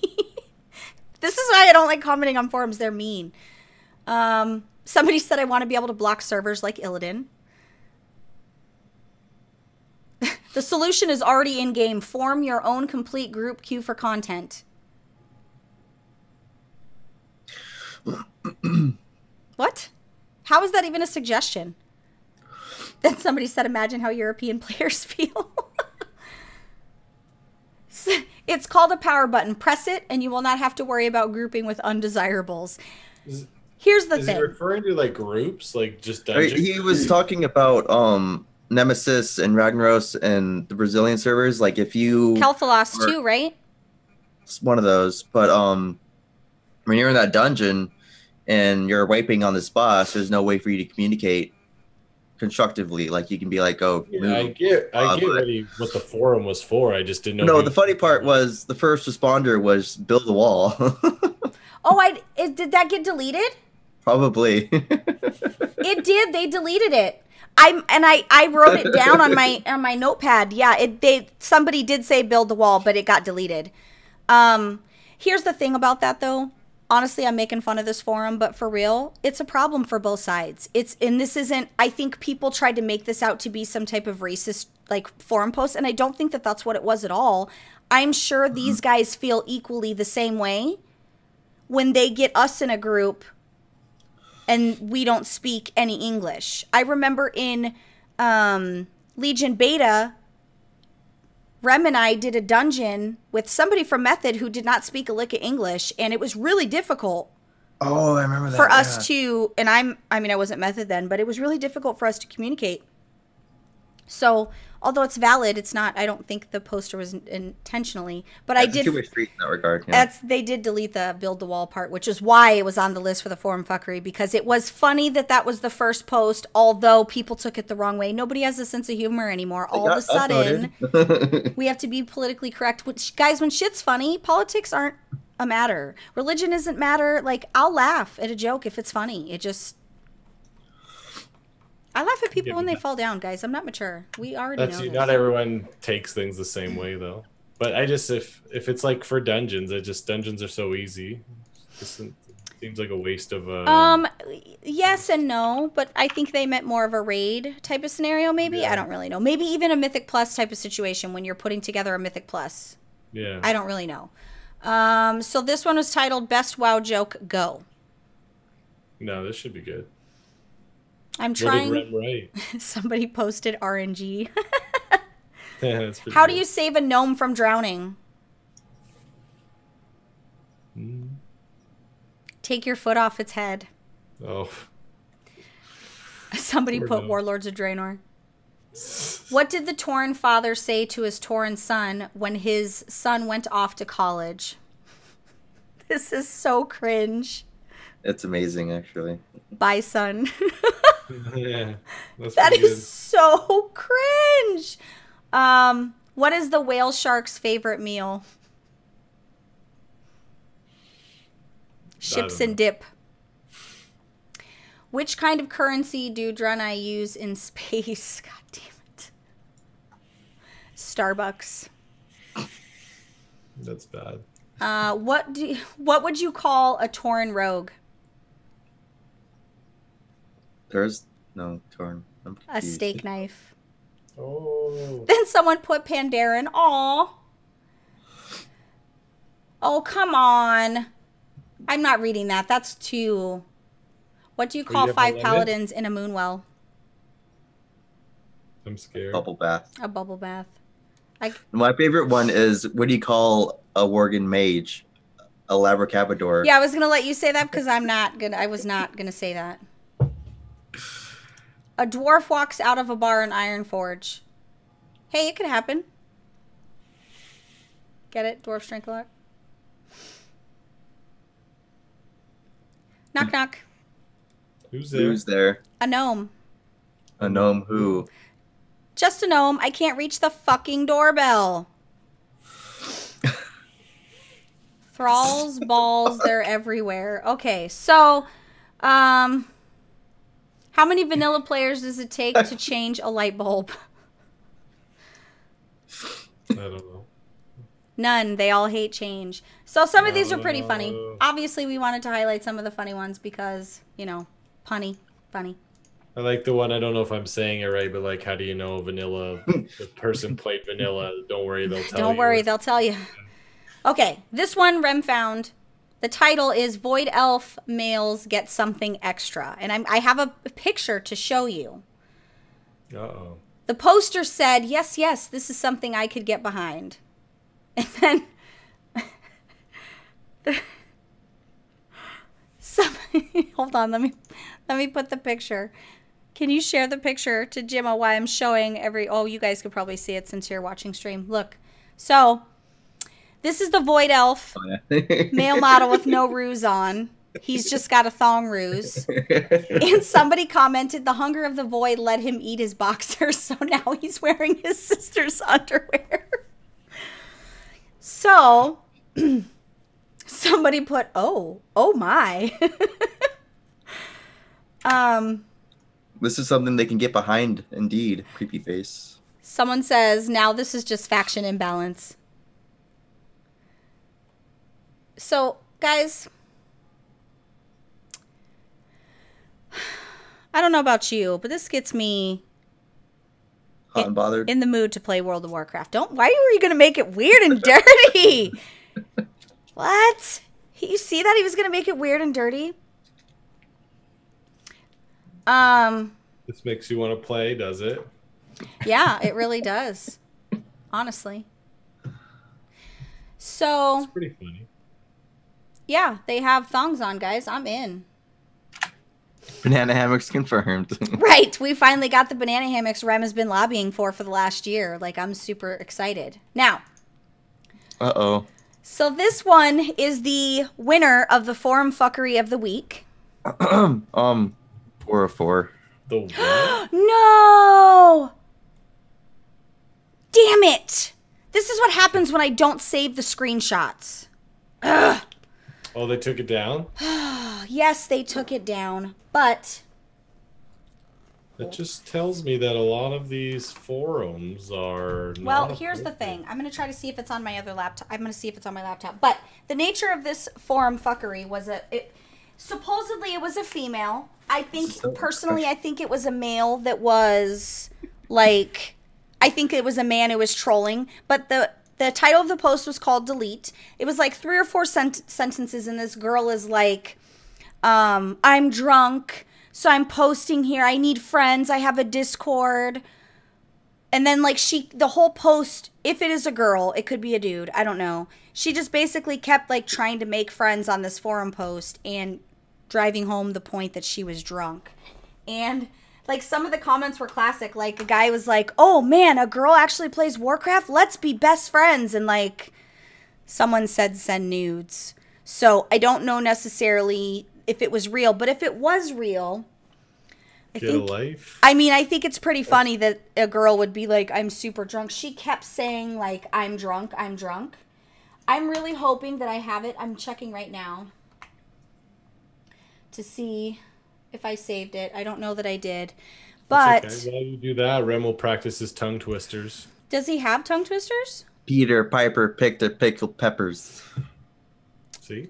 Sally sells seashells by the seashore. I'm really upset that that's a 404. This happens often, guys, where I'll have a really great forum post, and it's not on my computer.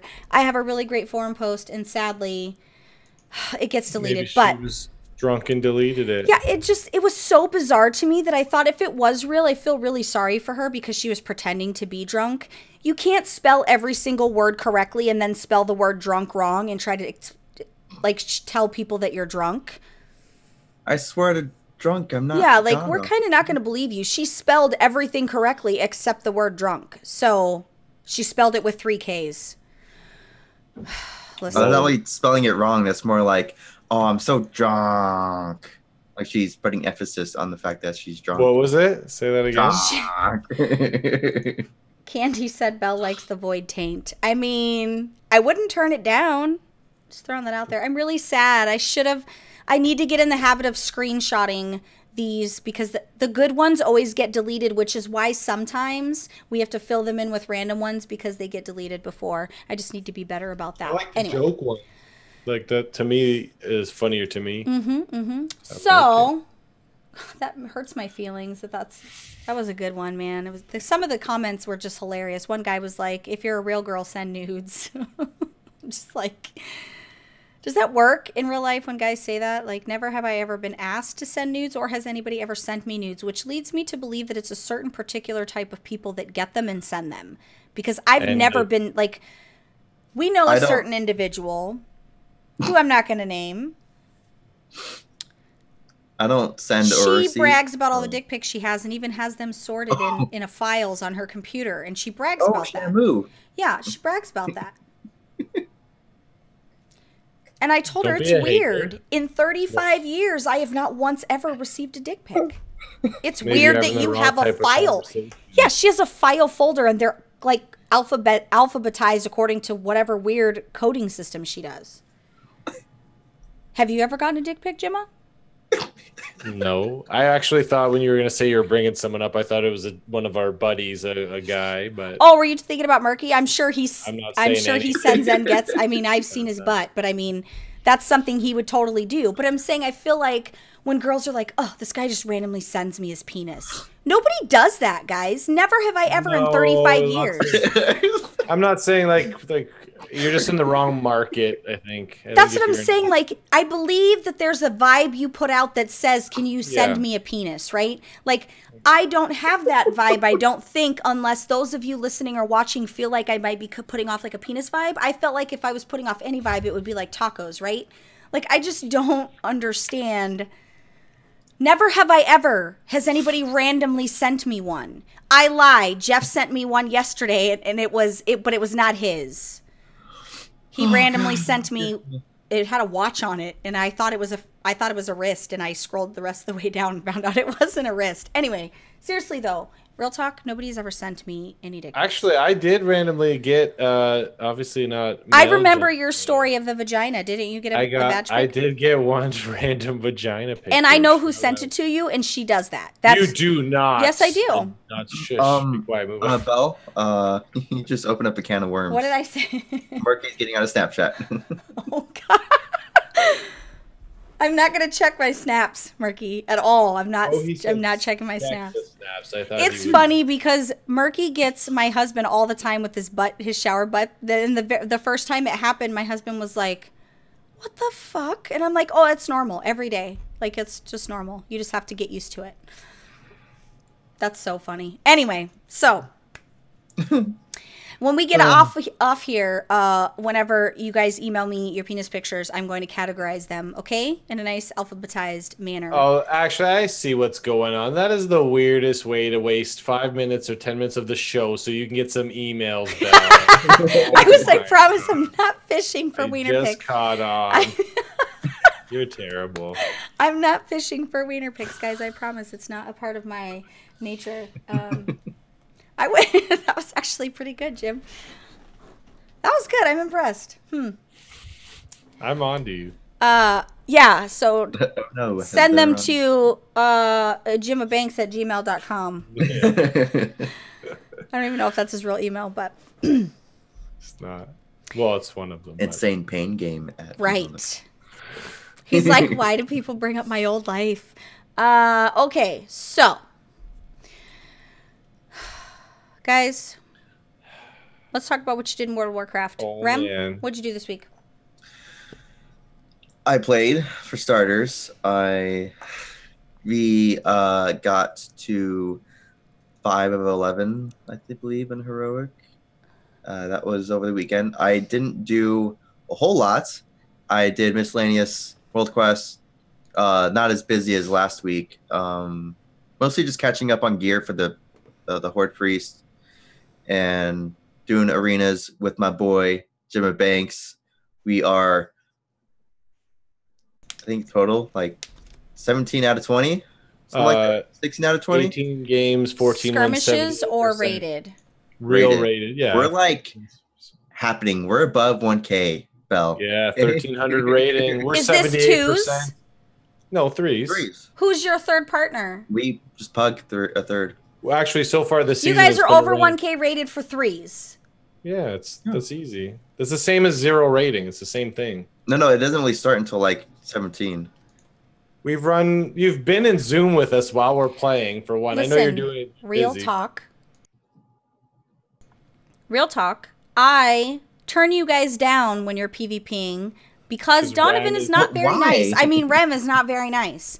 So I watch. I'm into season 4 of Mad Men. I know I'm on the late train, guys. I apologize. It is what it is. I barely found the show. But I turn Zoom down and I turn Mad Men up when you guys are doing your little... I don't blame you, to be honest. For No, no we're other doing reason good. other than...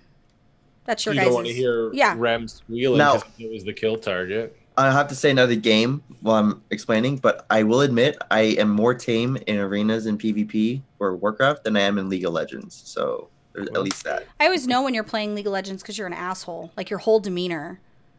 You're short with people. You're like grumpy. Your face. You're like, it's just a shit show. Maybe you should play Heroes. It's more fun. Well, it's more... No one else plays Heroes, though. It's not Fair. fun to play Heroes alone because it's more of a team objective, whereas League of Legends is just let's kill people. Wow. I just died a little inside. Every time he tells me he's playing League, I die a little inside because you guys know how I feel about League. I just die a little inside. Anything else to note besides your fantastic arena rating? No, but more arena to come before the weekend. I can't wait to not Listen to that. listen If to we, that. if we had honestly, if we had a consistent member for threes, we could actually push rating. Well, we're picking up players better than us. Like I would let you guys down if I did it, guys.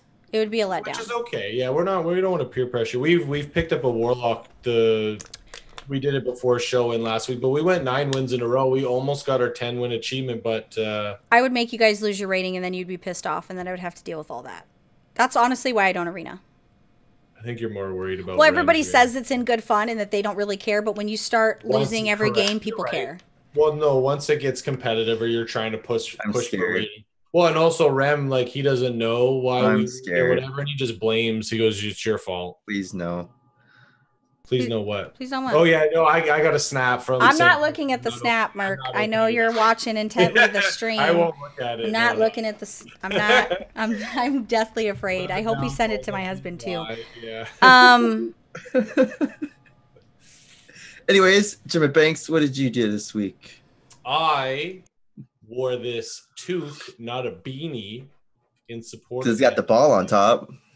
Yeah, we had this whole talking when we were in Cali of how I separated beanies and toques. It was okay that Americans called things beanies, but not everything they're classifying as a beanie is a beanie. It's a freaking toque. But anyways, Wu-Tang toque for the listeners. Method 1, MATHOD man.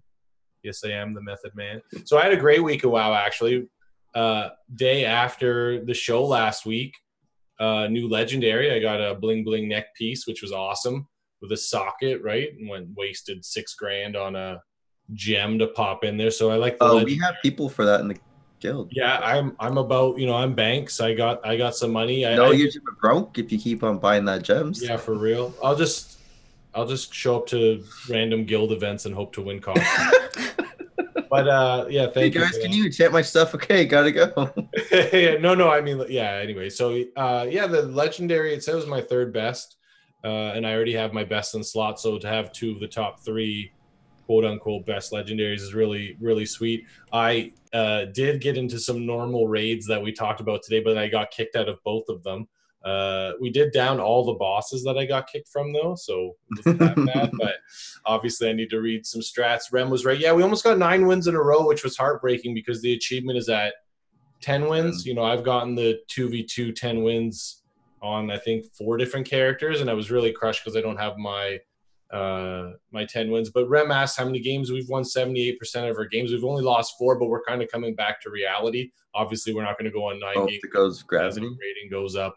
And to top off the week of crapness, actually, I tried to get my RBG when I went 0 for 3. It was kind of like really bad. So, but I had a really fun week, and wow, like it was just all good. Still no brute pet, but maybe next week or 3 days. The dynamic of quality PvPers is dipped quite a bit with the PvP stuff. So like a lot of my friends that I PvP'd with for a really long time don't even really PvP anymore. It's kind of depressing, but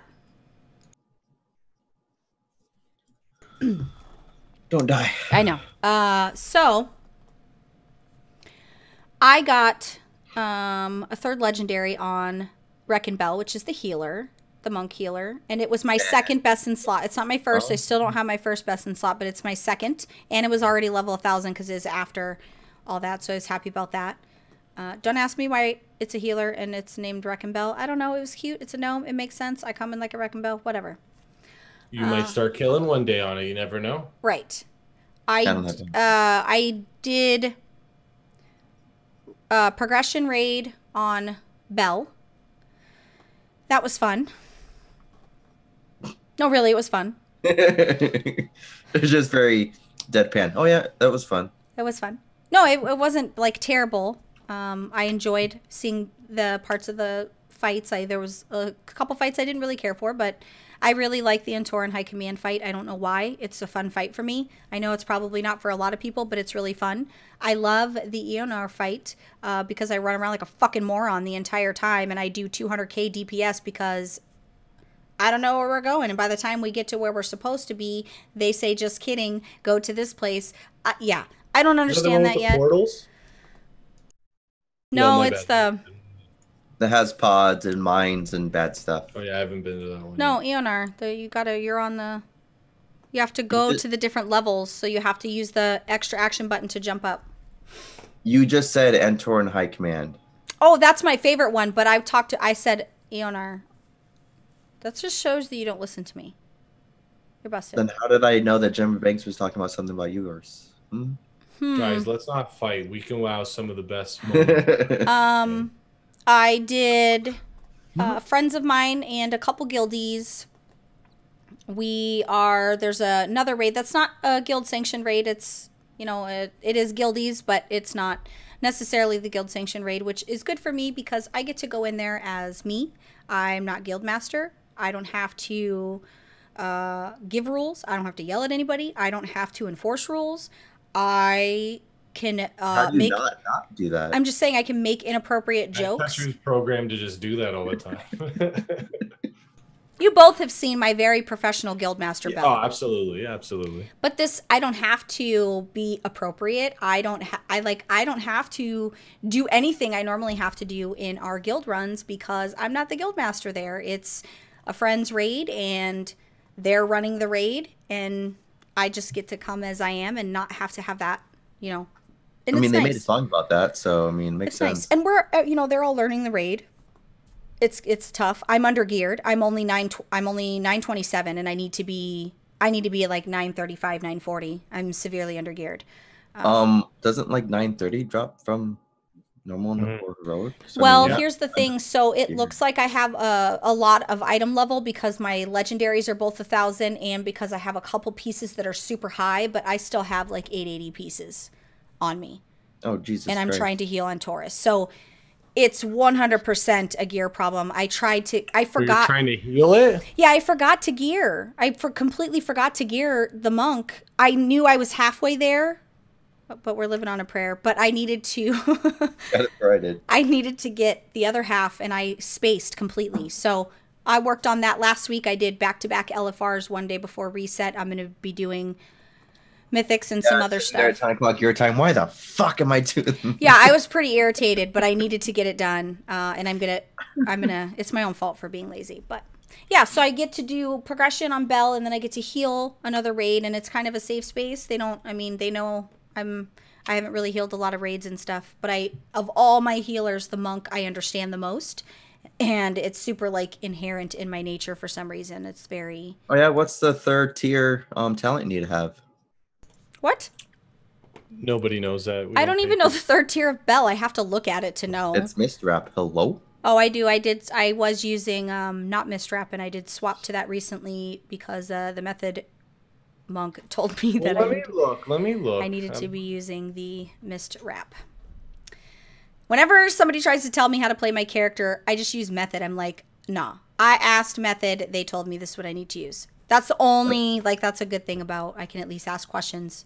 Because even if they don't main my spec, like Deep Shades doesn't main Destro. He mains Affliction, but he plays Destro and knows what's good for that. Anyway. Yeah, that's pretty much what I've been doing. I haven't had a lot of game time. My job has been so stressful the last couple of weeks, and I don't know why. Because I got promoted. When did I get promoted? Like 2 or 3 months ago? And it wasn't like this. I don't know. Actually, I do know why. But I think it's because I started taking my ADD medication and started paying more attention. So now it's like... The good news, the good news with being back on your medication is you have the ability to do all the things, right? Things that you normally you couldn't complete, or maybe you took your time completing or whatever. The bad news about being back on your ADD meds is doing all the things because you want to do all the things right now. No chill. Hey, Hun, my let's favorite rearrange is- the entire house. But you're working. I know. I'll bring the laptop. Let's rearrange the whole house. So instead of just having no chill, now you're effective with no chill. I can't hear you. When you unmute yourself, can you tell me my book I want to follow? What's the monk's name? I know I could ask you after show, but I'm intrigued. Do you remember the So I only know him by his RL name? his Discord name, but I will get it for you. After the show? No, that's Yeah, okay. I'll get it It's for not you. important right now. I haven't posted the new Mistweaver guide, but I can show you the unofficial. Ooh, I like it. I just haven't. I need to format he added some stuff for legendaries and Netherlight Yeah, Crucible please. stuff. So Tweet it out and tag me in it. I know, right? I need to get that done before Sko freaks out on me for not doing that part of my job because I should have those guides. We've been trying to revamp the guides, but trying to get these mythic raiders to give me any information is a tough thing. The good part Especially- about the guides, even though it's toward the end of Legion, it's not going to change drastically for PFA. Right, which is what's really good. So I'll have a lot of downtime to be able to get those guides, and it's not that serious right now because they're doing stuff in raids. So I was gonna say, good luck getting a hold of them when they've just been on this grind recently. yeah, they're taking a nice break and doing Oh, stuff. I'm sure they're so excited to just live life. So for me, What do you mean live life? They're like us. If they don't go outside. hi Dee Dee. So for me, Some of us go outside, Rem. Still, my goal is to game some more. I always want to be like super efficient on Saturday and Sunday with my game time because I have all day. And because my husband games during the day while I'm working, or he'll game a little bit later when I go to bed, like it totally leaves my time to be the weekend time. But here's the thing. Then I feel like my closet needs to be cleaned out, and then I realize my toilet's dirty, and then I clean my sink, and then that leads me to my bathtub, and then I've cleaned all these things, and now my floor is dirty. I need to vacuum because there's dog hair everywhere. This is the slippery slope that is my Saturday and Sunday, which should consist of me being lazy and gaming, but it just isn't possible. So by the time I get on the computer, it's the same exact time I get on the computer during the weekday, which is nighttime. Yeah, it's kind of it's my own issue, and I just need to fix it. But we like that your house is clean. What's the story with your hubby then? Has he been playing or what? Well, you're clean and he should be. So right now he's about that Overwatch winter stuff. I was gonna say or ask. I don't know here's what's gonna happen. I'm gonna cancel his WoW, and then he's gonna come upstairs and he's gonna be like, "Oh hey, I'm gonna play WoW right now." You should just we should test it and lie to him. I do it all the time. Once a week I say, by the way, I'm going to cancel your sub. I'm not going to be paying every month for your sub. He doesn't remember when you renewed it. Like, so you can legit say, so your subscription has lapsed or ran out. Let me know when you want me to activate it. Go that route and see if we can get him in game faster. I like the way you think. Right? Let's just mind. He can play for 3 weeks. But he keeps saying like, I need to do this and I need to do this and I need to do this. And he just doesn't. He gets into it and then he doesn't. He gets into it and then he doesn't. I feel like sometimes if it's like when it's like same with me, like I got to log in game to see it all, and once I'm in, I'm there. But if it's like you need to get on the computer and you keep putting it off, it's not happening. He has flying now. He doesn't. I'm not going to cart him around anymore, so he doesn't have a chauffeur. Right. You can fly. I'm not taking you anywhere. You can do it on your own. It was easy when I was taking him around doing all this stuff. Basically, all the like I said, we need a third for Arena. He needs to get back into it. I would not. We're not just picking up anybody for our team anymore. You guys are pros now, right? We're pros. No, we're not. We actually what I do is I actually just ask the people that are in queue to link me their best achievement, and I just take the most skilled player based on that in our comp. No, we're more like that movie Semi-Pro with Will Ferrell and the very, very bad basketball team. Yeah, for real. Well, it is about that time, guys. It's a little bit longer than normal. I'm not sure why, but I know we had some good conversations, so I'm excited about that. Rem, we hope you feel better because I know you're sick and dying, and yeah, you look like shit, man. Yeah, he really does. And then no, he looks fine. I'm joking. You, Jimma, didn't shave, and it's okay. It's not a bad look on you as long as it's, maintained. I'll be shaved for yeah, I mean sometimes when you shave it all you look a little weird. I guess that's most things. When you shave it all it looks a little weird. I mean, I'm not here to judge, guys, and I definitely don't look my best. I look very tired and I look older. I mean, I like your mustache. I like my mustache too. We got faces for radio, so we got that going. I want to get a neck beard by BlizzCon. I'm trying to be part of the neck beard. I got to cover the scar, so I need a neck beard. Neckbeard Club. Yeah, I'm going to be part of the Neckbeard Club. No? I know we're ending the show, but just you can check your Snapchats. It's safe. It is safe to check your snaps if you got a snap from Murky. Just a lot of love. Candy also sent a snap. Yeah. Well, I don't know if you guys got it, but I know I got it. We important too. We got it. I was going to say, I don't know if she loves you guys as much as she loves me. Probably not, but. Well, she probably loves you guys. She's got love. Okay. She's got love. So we're going to go ahead and get on out of here. Guys, we are testing the live stream. I'm going to be doing a series of a month-long tests. We are going to be going live every Thursday at 8 o'clock Pacific time. Well, we're still learning, relearning. I had to reteach myself Twitch because it's all different. I'm fixing all the overlays for us to stream. I'm fixing all the alerts, all that kind of stuff. So if you want to watch the show Thursday nights at 8 Pacific Standard Time, what is that, 10? 11 Eastern. 11 Eastern. 11 Eastern. Come check it out. I'm not tweeting right now because we're just doing a series of test runs just to see if the recording for the audio and the video for the uploads is still good while we're streaming, because it's doing both at once. So we're basically just working out. We're going to take pre-show pictures though, right? Yes, we are. The things that you're used to. I do think that the live element is nice, and I do miss being able to do that. I just need to work out being able to shut the podcast off from recording and us being able to still kind of chitter chatter towards the end of the show and those kind of things, because I don't want the live, or I don't want the uploaded version to suck because we're doing it live. So I just need to make sure, because that's where our audience is and has always been. Anyway, with that very long-winded speech, guys, we're going to get the fuck on out of here. I have a box of chocolate-covered cherries calling my name, and I have to go to sleep. Not me. It's time to party. It is not time to party. Guys, thank you for listening. Thank you for watching. If you're watching live, we love you. Thank you for joining us. Until next time, laters on the Menjay. I just Toads saw and you wipe goats. your snot on your arm. No, I Ew. like this. I'm not dripping, okay? The whole world just saw you wipe your snot everywhere. I'm not dripping. Now the Spotify listeners, though, that's good. Yeah, the Spotify listeners, we're just going to plug that one more time. We are on the Spotifys. I'm pretty excited. Like, that's a big deal. That It's was not really really because cool. we did, like, it's not like they had to, they Well, approve and the everything. iHearts on the radios. Yeah, but the iHeart isn't showing the feed, and I don't know why, but we were approved. But We'll figure it out. We got this. I mean, we love you guys. you Bye. got it. Bye. in the platonic way.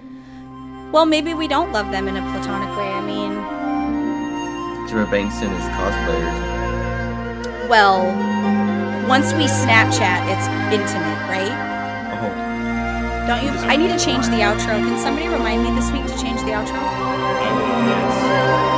you need to change the outro. Sweet. Well, the only reason I haven't changed it is because I'm having it done.